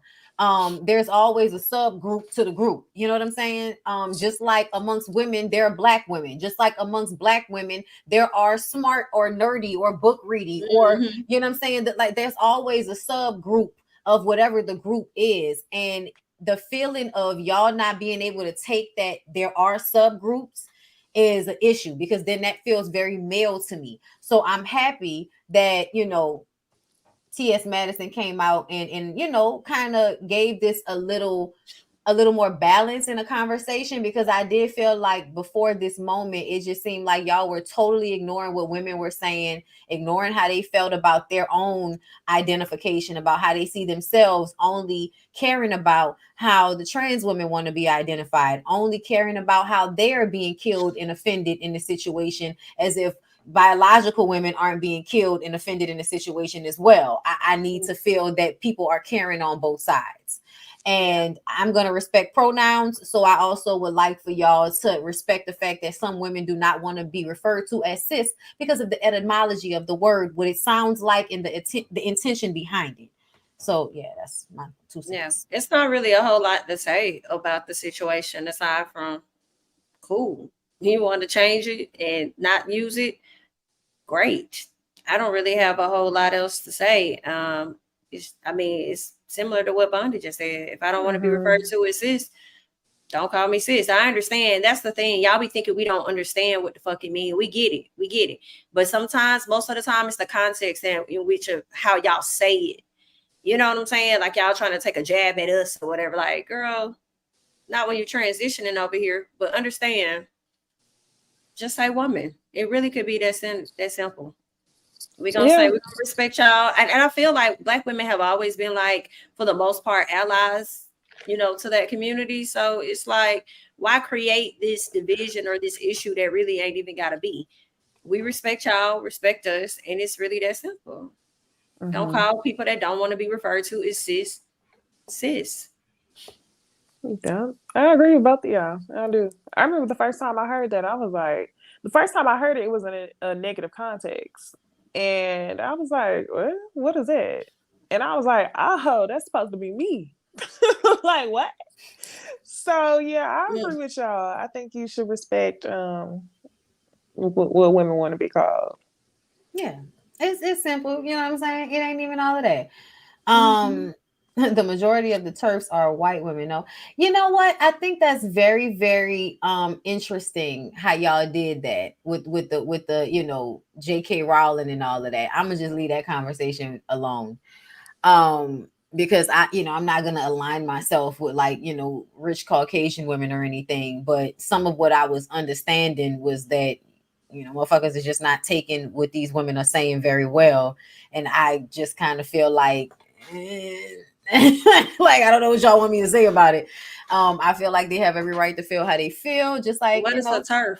What's a TERF? They consider the TERFs like the white girls that are transphobic. They, like J.K. Rowling back, you know, Harry Potter was like, you can't be a woman. You can't transform to be a woman. There's no such thing. You're still a man, and I'm not going to identify you any other such way. This is giving y'all the opportunity to encroach on our spaces. You know what I'm saying? It's low key, you know, it was low key kind of like, you know, I'll say it like this. For instance, there's this guy out there that does a lot of conversation about detransitioning. Walsh, what's the guy named? Joe Walsh. I think that's his name, but he does a lot of content about detransitioning. And in all honesty, even though I may agree with the way he feels about the biology of the situation, there is an energy behind what he does that feels like it's not coming from a good place. It feels like it's not about really offering people help or real information. It's about trying to control what people want to do with themselves. Joel Walsh, thank you. So that's why I kind of, you know, like, I might agree with what you're saying, but I also feel like energy and intention means a lot to me. And I feel like there's a way to talk to people about how you feel without being condescending and without treating them as if they're just some crazy person that, you know, we should just be ignoring however they're feeling about themselves and, you know, all of that. You know what I'm saying? But yes, here they say this was a trans exclusionary radical feminist, meaning that, bitch, I think the fuck not. Yeah, you know, Gotcha. We ain't agreeing to shit. They the white girls that was like, bitch, I think not. You know, I can't speak for others, but for me, not wanting to be called sis is only that I'm not a sis. I respect what you want to be called. Please do the same. Okay. Yes, the encroaching on our spaces was right. That's why they don't like being labeled as trans women. And that's a part of the conversation. And I feel like this is the thing that a lot of people don't understand. Just because T.S. Madison is not trying to come into women's spas and, you know, point her peen all over the place, there are men who are using trans identity to encroach on women's spaces so that they can have access to women. And I think that's a part of the conversation that we're negating and we're not really talking about. So when women are defensive of these spaces is coming from the fact that they're not safe in spaces where penises are a lot of the time. Absolutely. So that's why it is a fine line, slippery slope. Everybody's trying to be respectful, but also put, you know, ourselves as women at the center, because essentially when we make space for you, we're also making space for the men that want to use your identity to get access to us. Absolutely. Yeah. So, you know, that is very true. Yes. And when we say y'all need y'all own spaces, that's not coming from a space of wanting to, you know, be okay with you being hurt by men and all of that. But it's also about, we have to protect ourselves. You know what I'm saying? Absolutely. We have to protect ourselves, you know? So yeah, you know, that's just our little cut and dry on the situation. And we'll move on from there. Let's go ahead to the next one. Where is he at? You made the statement that you would never do that. I wouldn't do it. But you did. No, I didn't. So let me answer you. Now you flustered. No, now you flustered, looking stupid. I'm not even. Now you looking stupid. It's a dialogue. It's a dialogue. Well, stop cutting me so off. your ex is at somebody's house. It's her pussy. It's her pussy. Why? It's a dialogue. Why you cursing and screaming? You always do this. Why you don't have to scream? I'm your friend. I love you. I'm gonna be a church mouse. I did not do that to you because I love you. Not I'm your friend. You friend. asked me a question, and then when I went to answer it, you cut me off. That's what this took is place. A dialogue. I know. So let me answer your question. Dialogue, man. The name of this is You asked me a question. Let me answer. We had catch your breath. We had a conversation on what to do. No, don't let them deter you. Don't let them distract you. We had a conversation on what I would and wouldn't do. Joe said I would never do X, Y, and Z. I started laughing. It was on the podcast. Yep, I remember. I started laughing. So Joe like, what's so funny? Ha ha. I'm saying, yo, you would do that. He said, no, I wouldn't. I said, yes, you would. You had my ex in your fucking house filling up with hookah. That means I was trying to fuck it. But no, you said I wouldn't entertain a nigga ex. Joe's comment, you not moving the goalpost today. We're not going to get into a screaming match. And you screaming. Oh, we're here. You moving it and you screaming. I don't even talk to the girl, my man's exes. Am I wrong? Am I wrong? That's a fact. Yes. Am I wrong? That's a fact. That is what you said. I'm saying it. And I'm saying you lying because you have talked to my exes before. I didn't say I gave a fuck. I was pointing out that you did it. That you were in your house with my ex-bitch of 9 years smoking hookah. This is a very simple concept. And you did care because you brought up mad years later. You don't speak to her, I don't speak to her. You brought it up. You care. You are wrong. That nigga cared. You are mad wrong, number one. The nigga cared and he was damn near accusing me of something, implying some shit. You told me I fucked your bitch. That's when that came out, nigga. Joe said he won't hold the conversation with our bitches. Am I wrong, Ice? He said it. Am I wrong, Ice? So when you open the fucking door and you light up a hookah, you are having a conversation with a bitch. The greatest people I know. Bruh, Don't start losing context now. I have regular. I'm not. You just need to keep up. I have conversations with all of y'all old bitches still to this day. That's not what the fuck we were saying. That wasn't. I would not be having a conversation trying to pop your old bitch. Look at the news. Nor would I dignify she was trying to pop. You talk about a fucking hookah with your sensitive ass. Shut your fucking I'm far from sensitive, nigga. I don't give a fuck about these bitches. You asked me 10 years later, nigga. Shut the fuck up. Like you did with your bitch. Ooh, it's a lot of disrespect for the women in the room. I'ma just say that light-skinned man absolutely cares about these bitches and absolutely hurt that Joe decided to entertain his ex of 9 years with some hookah. And Joe, you could say what you want to, but you had that lady over there so you could fuck her because you like to fuck. You like to see if you could do it. I do think that you probably fucked that lady. So yeah, I feel like you was on this show gaslighting that nigga, trying to see if he was gonna keep it a buck and show that he really was bothered behind that shit, and he did. But y'all screaming and hollering at each other over Melissa Ford's head is just real disrespectful. That's what they're talking about. No, that's not who they was talking about. She was sitting there. But she was sitting there. Hold up, y'all. I'm sorry, I forgot to change the graphic. But yeah, I feel like Joe is gaslighting, son. I do. I feel like Joe, you are like basically saying that you wouldn't entertain somebody, and that's exactly what you did. And ain't no nigga invite no bitch over just to talk and smoke hookah. You was trying to fuck that lady. He said, "Fill my bitch up with hookah." Right. I'm glad. Oh my gosh. Joe is absolutely baby. fuck your girlfriend. Joe, honey, what's going on with your eyes? They look a little dark around your eyes. Are you sick? Is that karma coming back to you in a different way? I would hate that for you. Listen, I loved how the co-host carried the fuck on. Joe does this with everybody. He always overtalks the people on his podcast. Joe, you might as well do one by your goddamn self, in all honesty. Yeah, I was here for the man standing on what the hell he was saying and calling Joe out when Joe was trying to deflect, because that's what it was that you were doing. And then gonna sit up there and call that man sensitive after you just literally did the same thing that he just did, which is holler and yell and hoop. Get the hell out of here. Yikes. You were wrong, Joe. And you know it. You shouldn't have been over there filling that woman up with some damn hookah. Because I tell you one thing, if he was sitting somewhere with, what was the girl name? The Baxter lady that he used to date, the dark skinned one that they alleged that he sat on, and she ended up losing her child, the one that, you know, he was real orthodox. Oh, I heard about that. Yeah, today. if he was over there entertaining them, you would have blew a fucking gasket, and you know it. So you was out of line. You were wrong, period. Sin, Esther Baxter, Tahiri. Esther Baxter, yes, Esther Baxter. That conversation was a lie. It was too many bitches for me. Oh, the conversation. The vibes.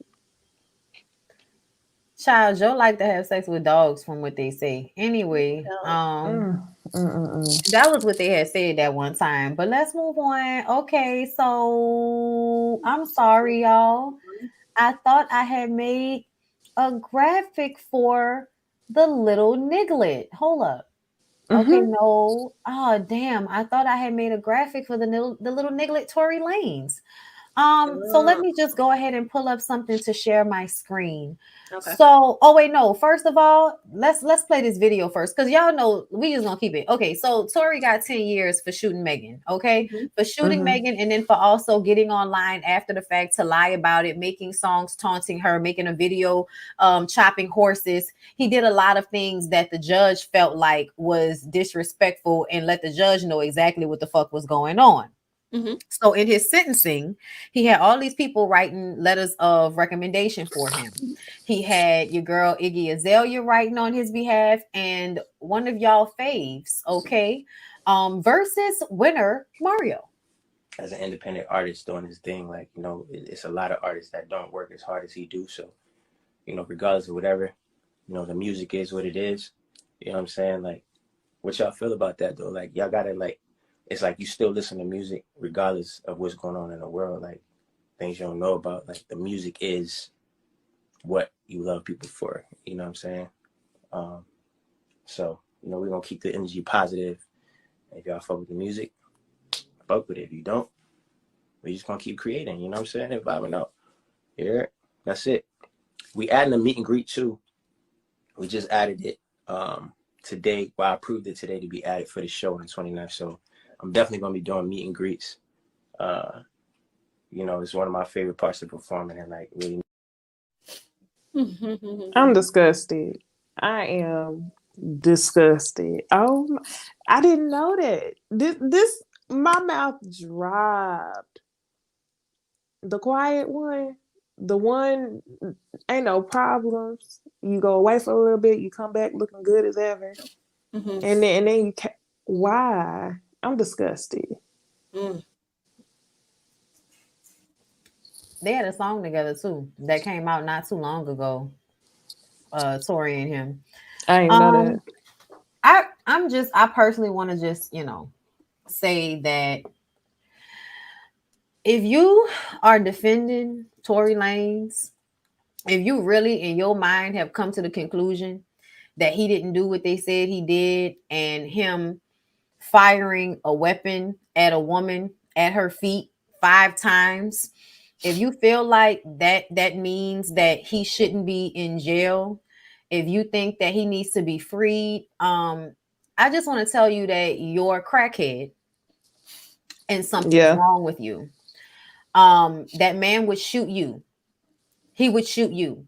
And the fact that you don't realize that if he would shoot Megan, someone who has millions of dollars behind her. And that's another thing that I want y'all to remember, that if Tory did not shoot Megan, it was the other 2 people, because Megan did not fucking shoot herself. Okay. The trajectory of the bullet that went into the backside of her left foot tells me that she could not have shot herself in the foot in that manner. Also, I feel like everybody would have said she shot herself, including the security guard and her friend Kelsey, because that would have been fucking crazy for somebody to shoot themselves in the foot in front of 3 other people in the middle of a street in fucking Calabasas down the street from Kylie Jenner's house and turn around and say, they shot me. That wouldn't work. That's not how any of that works. So if it was a security guard or Kelsey, they would have been thrown under the bus immediately, because none of those people have $1 million record deals. Okay. So that's where I'm starting off with the common sense factor of this. Also, he apologized to her. Also, he apologized to Kelsey. He did, yeah. So he said she was his friend and basically, you know, apologized for it in the song and all of that. The only thing y'all are mad about is that Megan protected him at the beginning, which is what most young Black women are socialized to do, specifically in 2021, right after George Floyd. Then on top of that, y'all are mad at her for lying about fucking him. And I understand that y'all want to be so upset about that, but this is not a rape case. And whether she fucked him or not, she still got shot. So what else is going on? So, because I saw some of y'all, like, you know, I ain't gonna call the blog name out, but I was really fucking with y'all. And I saw y'all in them comments caping for that little ass nigga. And now I'm looking at y'all like, bitch, I have no respect for you. That's out the window. I gotta unfollow you. I'm sorry. I feel that strongly about y'all caping for people that shoot women. I do. Everybody is caping for violence against women. It's ridiculous. I saw a thread on Twitter today talking about how in the past, like the difference is that men didn't go to jail. They brought up Biggie pistol whipping Lil Kim. They brought up Joe Budden beating his baby mama until he unalived the baby. Allegedly, who else they brought up? Russell Simmons. And it's just like people are so used to men doing shit and getting away with it, but they don't give a fuck because they're not the ones who have to take the opposite end of the violence. It's just like, oh no, he cool, he make good music, everybody fuck up until it's your life on the line. It's the dumbest shit ever, especially in the music industry, because you really only see men come forward and take sides when it's men committing violence against men. But whenever it comes to violence against women who should really be protected, y'all want to crack jokes in your songs, Drake, and not really do what you're supposed to do. I'm just disgusted by all of this, to be quite honest. God damn it. I forgot what I was gonna say. Thank you for the super chat. This is why I no longer work in entertainment. There are so many abusers and so many people give them forgiveness. There is no HR in entertainment for real. Thank you. I appreciate that. And you are right about that. I just want to say that there is no way that he accidentally shot her, because he shot at her 5 times. How many times do I have to say that? How many times do I have to say he shot at her 5 times? That's not an accident. And if he didn't, say who did. And that was one thing. He ain't saying shit. So obviously you did it. All the evidence. Kelsey had enough sense to go and get herself to protect it. So why you ain't trying to get yours? Here's the thing, though. This is the thing for me. This for me. I know what y'all want to do. Bitch, it didn't even have to be a trial, because when Megan finally came out and said what happened, I remember for like 2 to 3 months or longer, possibly, Tory's attorneys and Megan's attorneys going back and forth with a particular, I guess, plea or whatever resolution that they could come up with. And Tory and them were the ones that were not satisfied with what was being put on the table. Therefore, he decided to try it. So that's what happens in cases. If he would have probably took a plea, he probably would have got a better deal. But because you tried this case and you brought it in front of the judge and it was found that you were guilty, here we are. You got to do 10 years. And I think 13 was on the table and they gave you 10 with 305 days, credited to you. It is what it is. I hate it. I mean, you knew what your record was at the end of the day. You knew what you had on your background. You knew you have a criminal record. You knew it wasn't going to look good for you. And of course, we know he wasn't on trial for no manslaughter or no attempted murder or anything. What you were on trial for was really just enough to get you locked up. And that was you having a weapon in your possession when you knew that you were not supposed to. Yeah, on top of that, cards were already against him. So, I mean, it was kind of like you did it to, you know what I'm saying? And I can't even say Megan attorneys, now that I think about it, it was really the state. Yeah, it was the state that took on the charges, as they always do. They take on those charges on behalf of victim. So you understand? And you emptied a clip. Where we are. You emptied a clip in a Calabasas neighborhood, and you are a repeat offender, and you also had pending cases at the time. And then as you were waiting for this trial, you were continuing to be violent with other people and being caught and then lying about it. He lied about what happened with August Alsina, talking about I wasn't even there. Yes, you were. There's video footage. It was. And August admitted it and showed his wounds. Like, I'm not gonna curse Iggy out, because here's the thing, and this is kind of what Necey said. And y'all feel how y'all want to feel. This is just my perspective. You ain't gotta think like me. My thing is, I don't give a fuck about who really wrote a letter for this man. And it's crazy for anybody to assume that people not gonna write letters for people that they consider their friends. So if she chose, she wanted to write this elaborate ass, right? Ashley and Monique.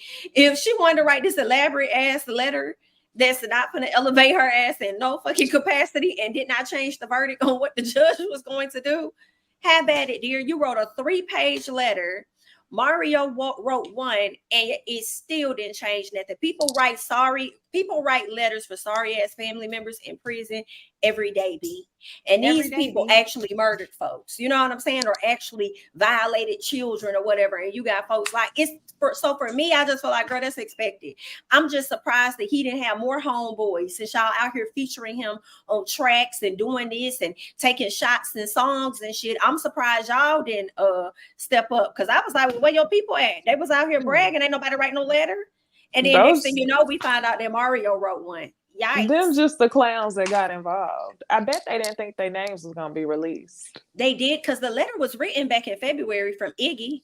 So I'm like, damn, y'all wait until now and then release that girl letter. She did say she wasn't expecting it to go public, though. They thought it was going to do a little something behind the scenes, and when nobody will find out.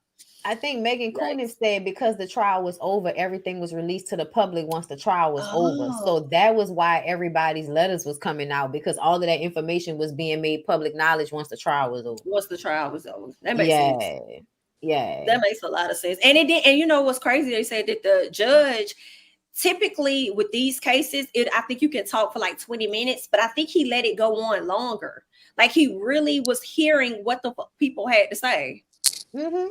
And it didn't matter, because this and is they where did take things right. They put things into account. He can't blame nobody but himself, in all honesty. You know, that's because when you, I mean, this is the shit that happens when you continue to consistently kind of get away with little shit. Yep. And then you talk about it. It pile up. And this is just, you know, y'all don't never want people to be held responsible. Anytime they do something, y'all want them to be, you know, y'all don't want nobody to hold them responsible. Y'all want them to be freed, even though they did the shit. You know what I'm saying? And so eventually somebody really ends up getting hurt.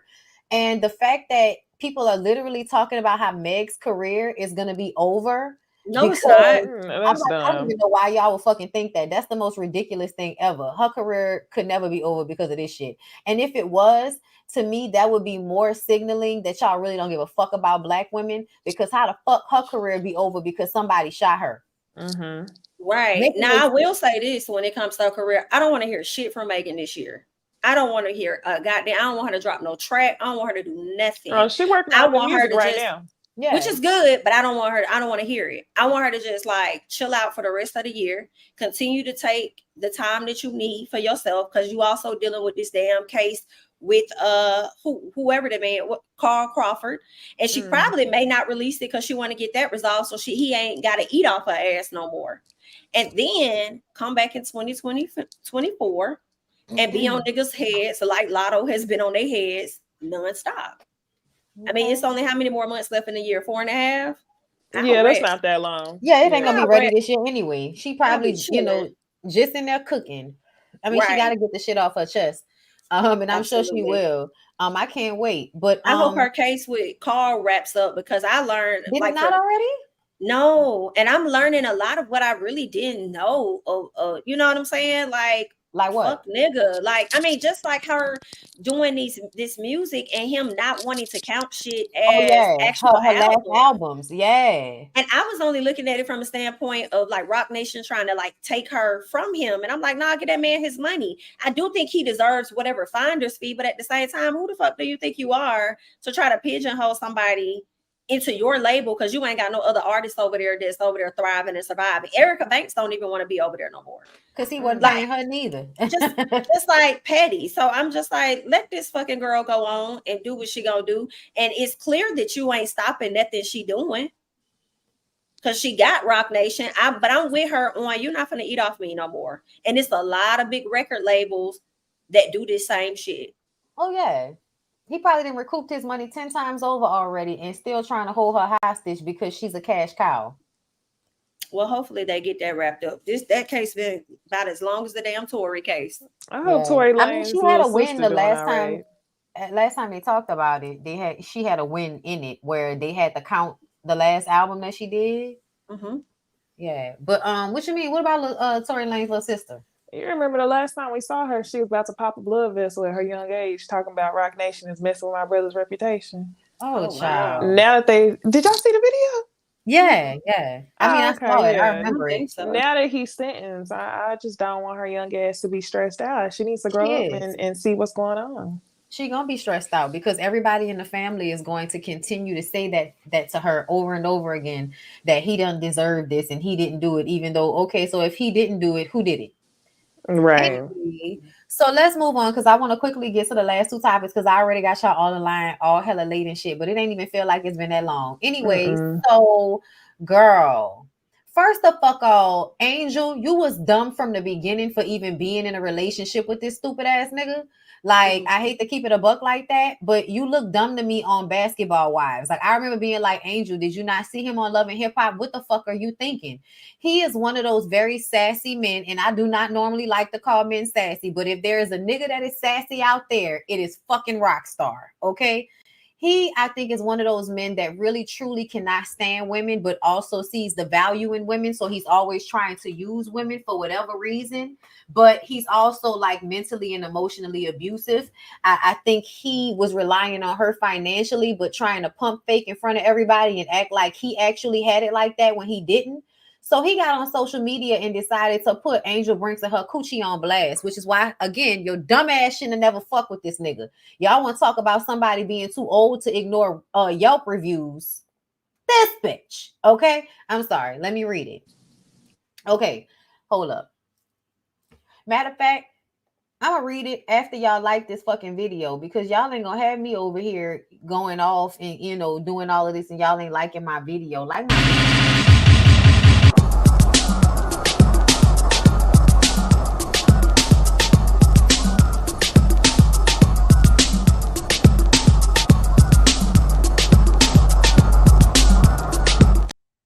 okay, I don't know if you liked it, but you should have liked it by now. Stop being a hater. Anyway, so this is what he said. My son's mom from Basketball Wives, that's all, you know, I'm sorry, that's y'all all know is heavily, I'm sorry, what? That y'all all know is heavily scandalous, sir. Some punctuation besides exclamation marks and question marks might help us. Oh my God. Got caught cheating on me. So I'm sorry, my son's mom from Basketball Wives, that y'all all know is heavily scandalous, got caught cheating on me in our house in the movie theater with a nigga.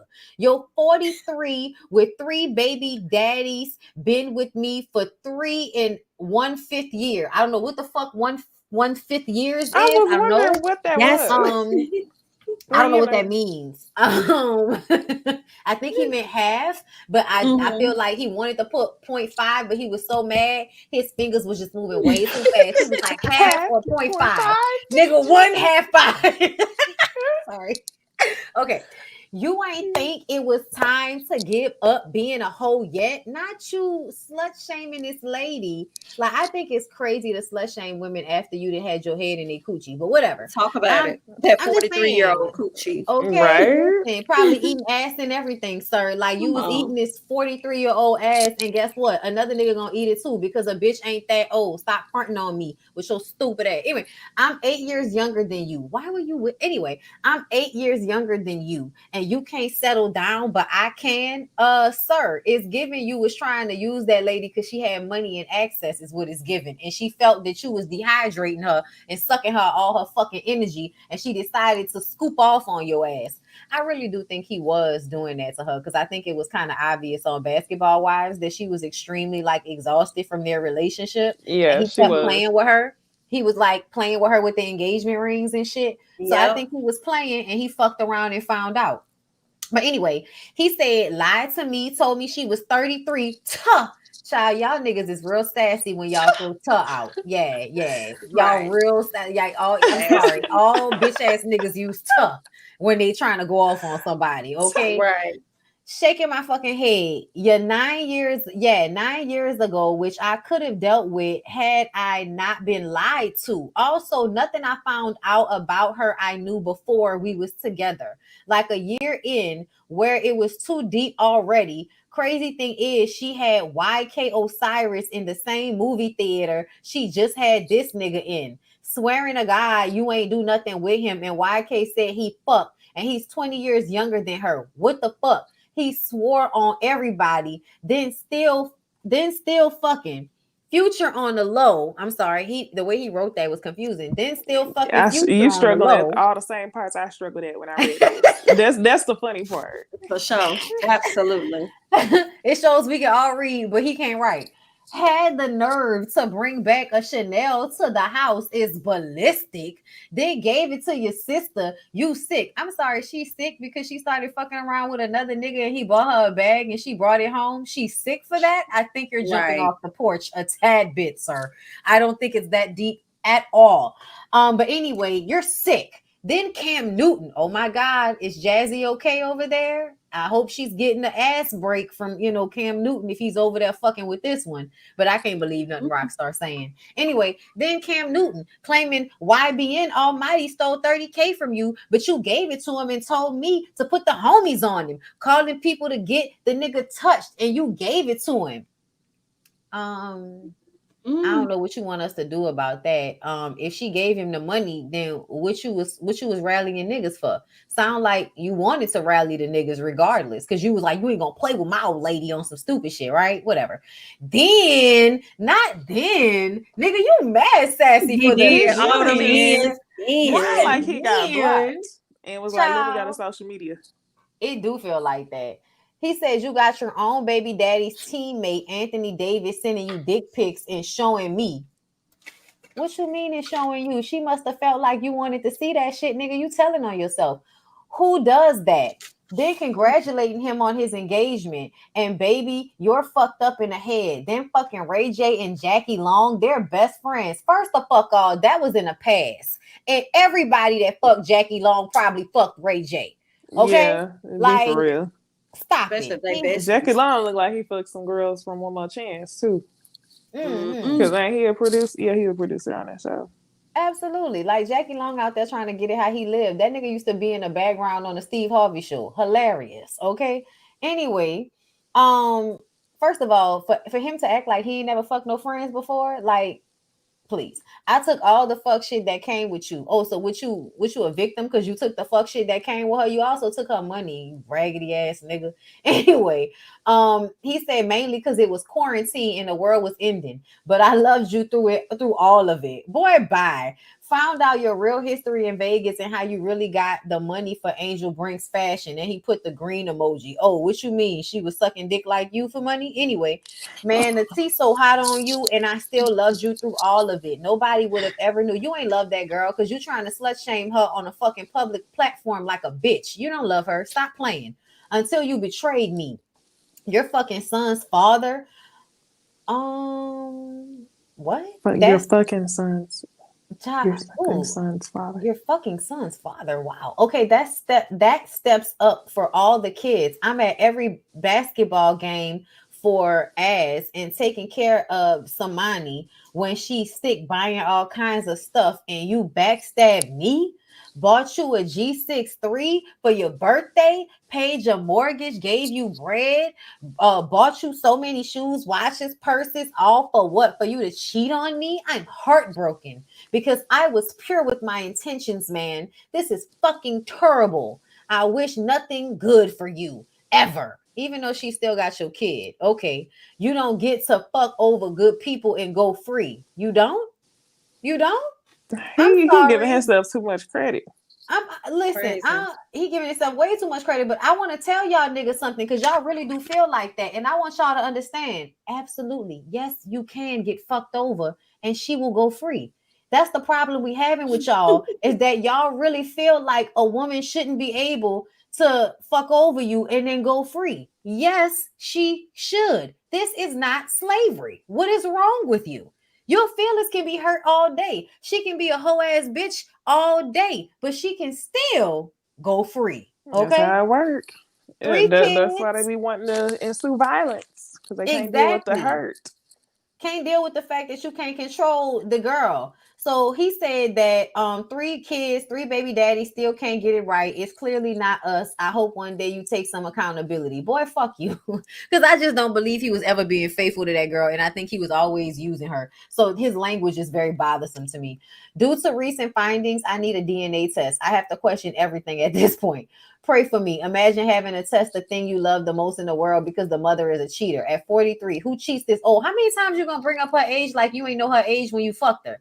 Shaking my head. I'm going through it. I feel horrible for my son. I'll explain on my page in a minute, but I'm heartbroken. You out here trying to get sympathy from people, and in all honesty, I feel like you're a dirtbag, and whatever happened to you, you probably deserve that shit. And I don't care about your fucking feelings. Get your bitch ass off the internet and cry to your homeboys. Sorry.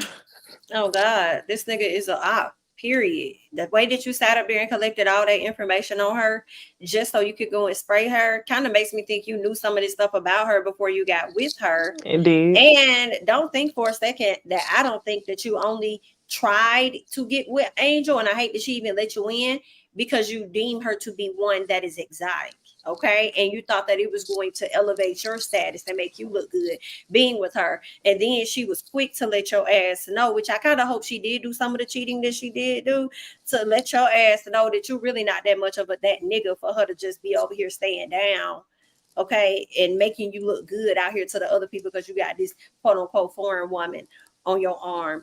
I mean, you just whack. We saw that shit when K Michelle went off on your ass on Love and Hip Hop Hollywood. You're just whack. I don't really feel bad the way you came out here and just tried to air that lady out. It is giving every bit of feminine. And if that's the energy you're in, okay, cool. But I do hope the child is not yours, because I won't want to deal with your ass for the next 18. Hello? Yeah, that and every hell. chance you get, you're gonna be trying to air me out or make it harder for the next person that I move on with. Because one thing about it, you think ain't nobody gonna want that 43-year-old woman with 3 kids. You out your dog ass mind. And it's no disrespect to the woman I'm about to say something to, but Shawnee O'Neal ass got I don't know how many kids.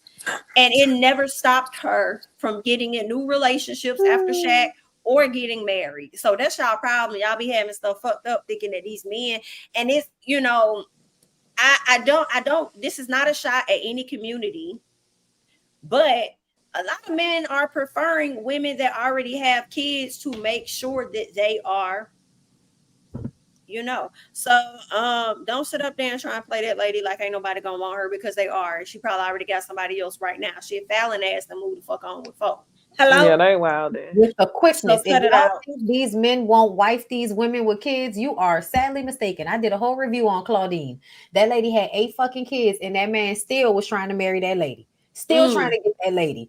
Okay, still. And that's the way it should be. Men out here having should. babies with multiple baby mamas, and that's not stopping nobody. Sure And that's ain't. what women And do. you would have thought it would have stopped her from fucking Future with how many goddamn baby mamas he got and don't want to sit up there and claim the kids or get a damn test. She was trying to roll the dice. Okay, like get the fuck out of Sure, here. that dice rolled. What number did it land on, bitch? Because this is where we at. Okay. Okay. What dice was you rolling, bitch? Was this a Rubik's Cube? Did you still? Are you still twisting and turning, bitch? Girl, ain't no okay. way. Trying to get it together. Hell Hold no. up. Okay. So we got 2 more, and we gotta, because Okay. I'm cutting it, but we gotta hold up. Yeah, we gotta do this one and we gotta do the last one. All right. I really want females to be weary of these down low men, because they're getting weirder and weirder, and they're into some really weird fixations. And usually I'm for my boys. Like, I stick up for them first before I stick up for anybody else. But I really want to talk to these women real quick, because what I just got wind of is not cool. So I was on Grindr, and if you don't know what Grindr is basically like a dating meetup hookup app for, of course, gay men. So whatever. I was talking to this dude, and actually me and him had words last year. We've been kind of like talking on and off since like last year. And he was like, when we gonna finally meet? When we gonna finally do this? I'm like, okay, so when you free, let's link up, let's have a drink or whatever. He like, oh yeah, I'm free tonight. What you up on? I'm like, I ain't doing shit. What you got up? So he was like, yeah, you should come over, but can you be quick? I'm like, what do you mean be quick? And he's like, well, can you get here soon? I'm like, why are you like so pressed on time? You got somewhere to be? If that's the case, let's just link up a whole different time. So he then tells me, he's like, nah, it ain't that. It's just my girlfriend gonna get home from work very, very soon. I'm like, bitch, your girlfriend. I'm like, oh, you too? So again, a reminder, me and him has been talking on and off since last year. And he has never mentioned that he had a girlfriend. And mind you, we've made plans before to link up. It never happened, or whatever the case may be. I knew that he was like some type of discreet, which is not, abnormal within our community. But to be down low with the girlfriend, I was like, yeah, I have to bow gracefully. So I respectfully told him, I was like, yeah, dude, I'm not really into dudes that really be having girlfriends. It's just not my thing. I think you're cool, but it's just not my thing. So, I can't personally do it. But y'all know me and my nosy ass. So I had to ask more questions. I'm like, so dude, like, does she know? Like, does she know about what you got going on? And of course he says no, but that ain't the part that like really took me under. So I'm talking to him and I'm asking him, like, so if she doesn't know and you want someone to come over, like, right at the cusp of when she gets off work and she could possibly pull up, I said, so what if she does pull up and you have a dude over, then what? He's like, well, that's kind of hot.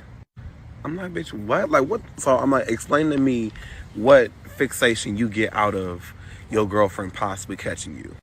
He's like, well, I've had threesomes before, and I've always told my homies to dress up as like thugs or homeboys. So if she was to come over while everything is going on, we can all like we watching football or like being homies or whatever. But in real life, we getting it down. And he told me that the possibility of getting caught is what makes the whole thrill of everything so exciting. So I want to let y'all girls know that these men are playing behind your backs and they are counting on you possibly catching them for some type of climax with him and his homeboys. Y'all be safe out here. So the reason why I really wanted to show y'all that is because of the next story, but also because I had a conversation with a straight homeboy of mine. And he basically said back when he was really on his fuckboy shit, he really liked the fact that he could possibly get caught by his old lady cheating on him. Like, that's a part of the allure, that you could possibly get caught. That's the excitement. And when he told me that, I was like, word? Like, you low-key like want to be on the cusp of getting caught? Like, I didn't realize that niggas actually, but when you think about it, niggas that cheat sometimes, they really like, you leave your phone on the bed this particular time that this girl gonna be blowing your phone up. Sometimes it do feel like niggas be wanting you to find out so that they can do the whole, I can't believe you cheating on me. How could you do me like this? Like, they like all of that because it makes them feel like, oh, this bitch really into me. She about to act a fool. Because I've actually had conversations with niggas where they say that if they was fucking with me, they would test me. They would do shit intentionally to try to get a rise out of me because I'm not easily made jealous, especially not at this point in my life. So, I've been told how a nigga would intentionally do things to like get me to respond just to get a response out of me because it feels like I won't give them a response. So I just want y'all to know it's not even just about niggas being DL. It's like sometimes if men are cheaters or they're like that across the board, don't think that when they get caught, they didn't want you to catch them. My thing is, Jack be nimble, Jack be quick. Since he told me something, be quick to upload them damn photos. Don't just come to social media to tell the people about how they niggas is down low. Okay, let the people really know what's going on. Like, drop the photos so people know. I ain't really with exposing people, but I want to say what, Necey? I said he trying to live by the code. He don't want to out them. Nah, I get it because I understand. I don't think people should really be outed, but at the same time, bro, let us know who is these people. At least let the girlfriend know. To me, I feel like you can't even like consider people like this bisexual because to me, to be bisexual is not even just to be attracted to both, but to admit that you're attracted to both. To me, this has its certain box of being what we like to call DL, down low, low down, lying ass niggas. Okay. And it's because they're not brave enough to live in their truth because they feel they may lose access to women, which is really funny because there are so many women that will do anything for a man that there are women out there that will absolutely still be with you if you like men. But y'all don't want that to be known because you feel ashamed of it within yourself. So you don't want her to know because you don't want her to see you like that. So essentially, it's still about you. It's still not about the women y'all blame for why y'all can't be honest about who y'all are. You know what I'm saying? I think it's No. less about the women and more about the respect that they lose from other men. Boom. I don't think they give a fuck about women because I feel like they don't. They should know they still have access to some women, like for sure. But it's about the men. And I feel like this is extremely common. Y'all remember in I want to say it might have been like 2018 story times, maybe even before then. But I feel like story times was like on a complete surge on YouTube. And a lot of the story times that was coming to the top of the timeline would get the most views will be gay boys telling their stories about their experiences with down low men. Like, this is extremely common. Yes, it is. This is not true. Only gay women would be with bi men. This is so not true. There are so many women that are thirsty for a man. Why there are women, straight women that agree to be beards. Why do you think that only gay women would be with a bisexual man? Yeah, nah. That's not true. Some women, Nah, there are many women out there that appreciate how something looks, i.e. Christina. Okay, not saying Brandon's gay, but that whole situation with Anthony is very perplexing to a lot of us. Just to keep it up, we all have our questions. But I thought that was a very interesting video because at the end of the day, I feel like a part of us felt like this whole download thing had kind of died down because being openly gay had become so accepted. But I still feel like amongst Black people, y'all are still heavily homophobic over there. And, because y'all are heavily homophobic, people aren't comfortable to be who they really are. They can't be who they really are. And honestly, I feel like we all live in a homophobic, white male Christian pedestal society. And if you don't fit into that mold, you're the problem. So I just kind of feel like at the end of the day, you have to be a strong individual with integrity and conviction in order to be who you are, even in the face of that, that rejection from your community and all of that. So that's why it really annoys me when people be online like, why do we have to have pride? Like, why do we even need to do that? It's like, because, bitch, it's too many people out here that are being bullied into lying about who they are still to this day. Right. Even with all of the pride parades going out in the middle of the streets, there is still a whole bunch of men out there that would rather lie about who they're fucking than admit to themselves and the people around them that they like men too or men more, whatever. Okay? So we still need to be pushing pride so that we can try to make sure the younger generations are more comfortable with being who they are instead of being like older generations and just sweeping it all under the rug and lying about it. And then, the outcome of what that turns out to look like for some people.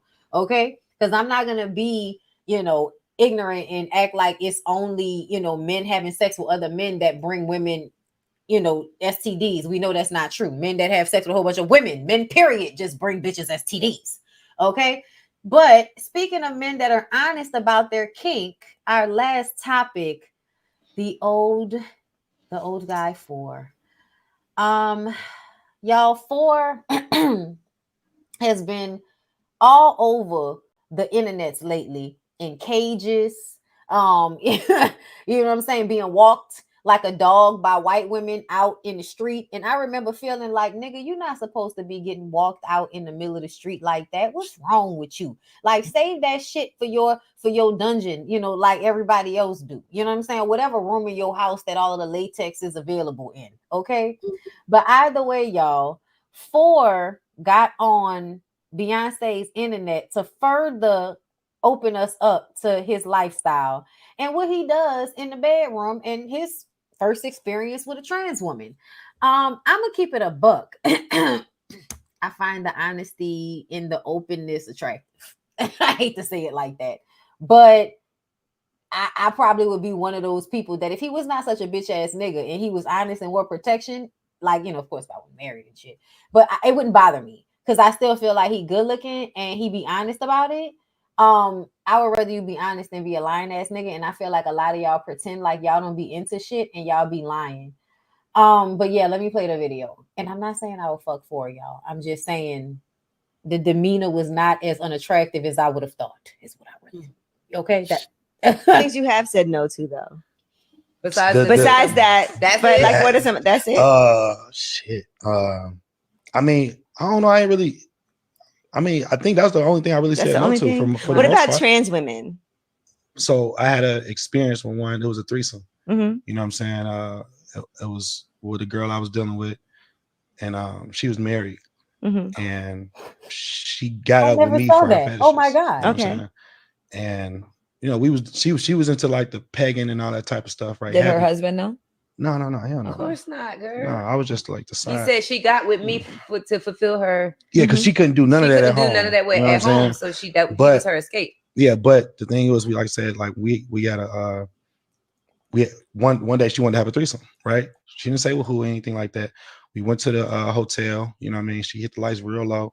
Now, manager at this point, I've been rocking with her for a minute, so we already kind of comfortable. Yeah. You know what I'm saying? So I know what she into, she know what I'm into type shit. But when she brought her partner, the girl or whatever, because of who I was, she had the lights dim anyway, because she didn't want the girl to be like on some. Oh my god, that's for yeah. She just wanted her to get lost in the moment. I can't deal with. You know what I'm saying? So they started making out. You know what I'm saying? Never mind. No, I ain't get that far yet. No, so they making out. This is a while ago too, though. But look, they was making out or whatever. I was blindfolded at first, and then she took him off, and so I'm sitting there. They making out. I'm like, okay, damn, it's busting, it's popping. You know what I'm saying? And imagine the light's still low. So you know, I get to doing my thing or whatever. She's this is when I knew it was a trans woman.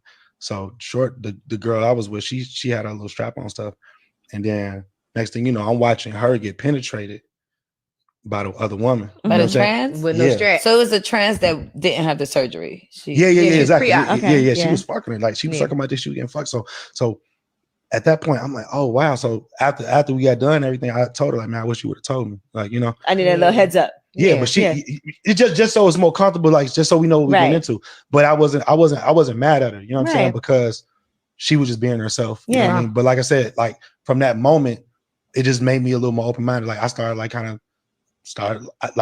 because Shorty was very, I ain't gonna lie, like people do so they have so much great surgery out here. I'm like, wow, like you know. Yeah. And she was really a pretty girl, like not really a lot of makeup and none of that stuff. So I really didn't know at the moment. But once I learned about it, I started seeing like, oh, okay, that's how they look now. So I started paying attention more, and now I've been kind of bringing more awareness to them because I feel like they don't get enough recognition, or people feel like they don't need to be talked about. They act like they don't exist. Right. You know, so I do speak on them. Yeah. They like you don't gotta sneak around. Yeah, but like I know a lot, and then the thing is, like I know a lot of like friends, like I guarantee I can go on a trans woman's page right now, and I'll see one of my friends like their pictures, right? But I will never point them out. But I'll see like, oh, I'm like. Oh, okay. Yeah. But publicly, they probably never say that. But the thing is, it's like, well, you ain't gonna find this page unless you into that. Like, you know what I'm saying? You gotta, you know what I mean? You know how the algorithm works and stuff. So, but like I said, I just bring awareness to it because it's like at the end of the day, like they may be that's somebody's family member. That's some things you have said no to though. Besides that, that's but it. like what is some? That's it. Shit. I mean, I don't know. I ain't really. I mean, that's the beginning of the clip, right? What about trans women? Okay, so that was it.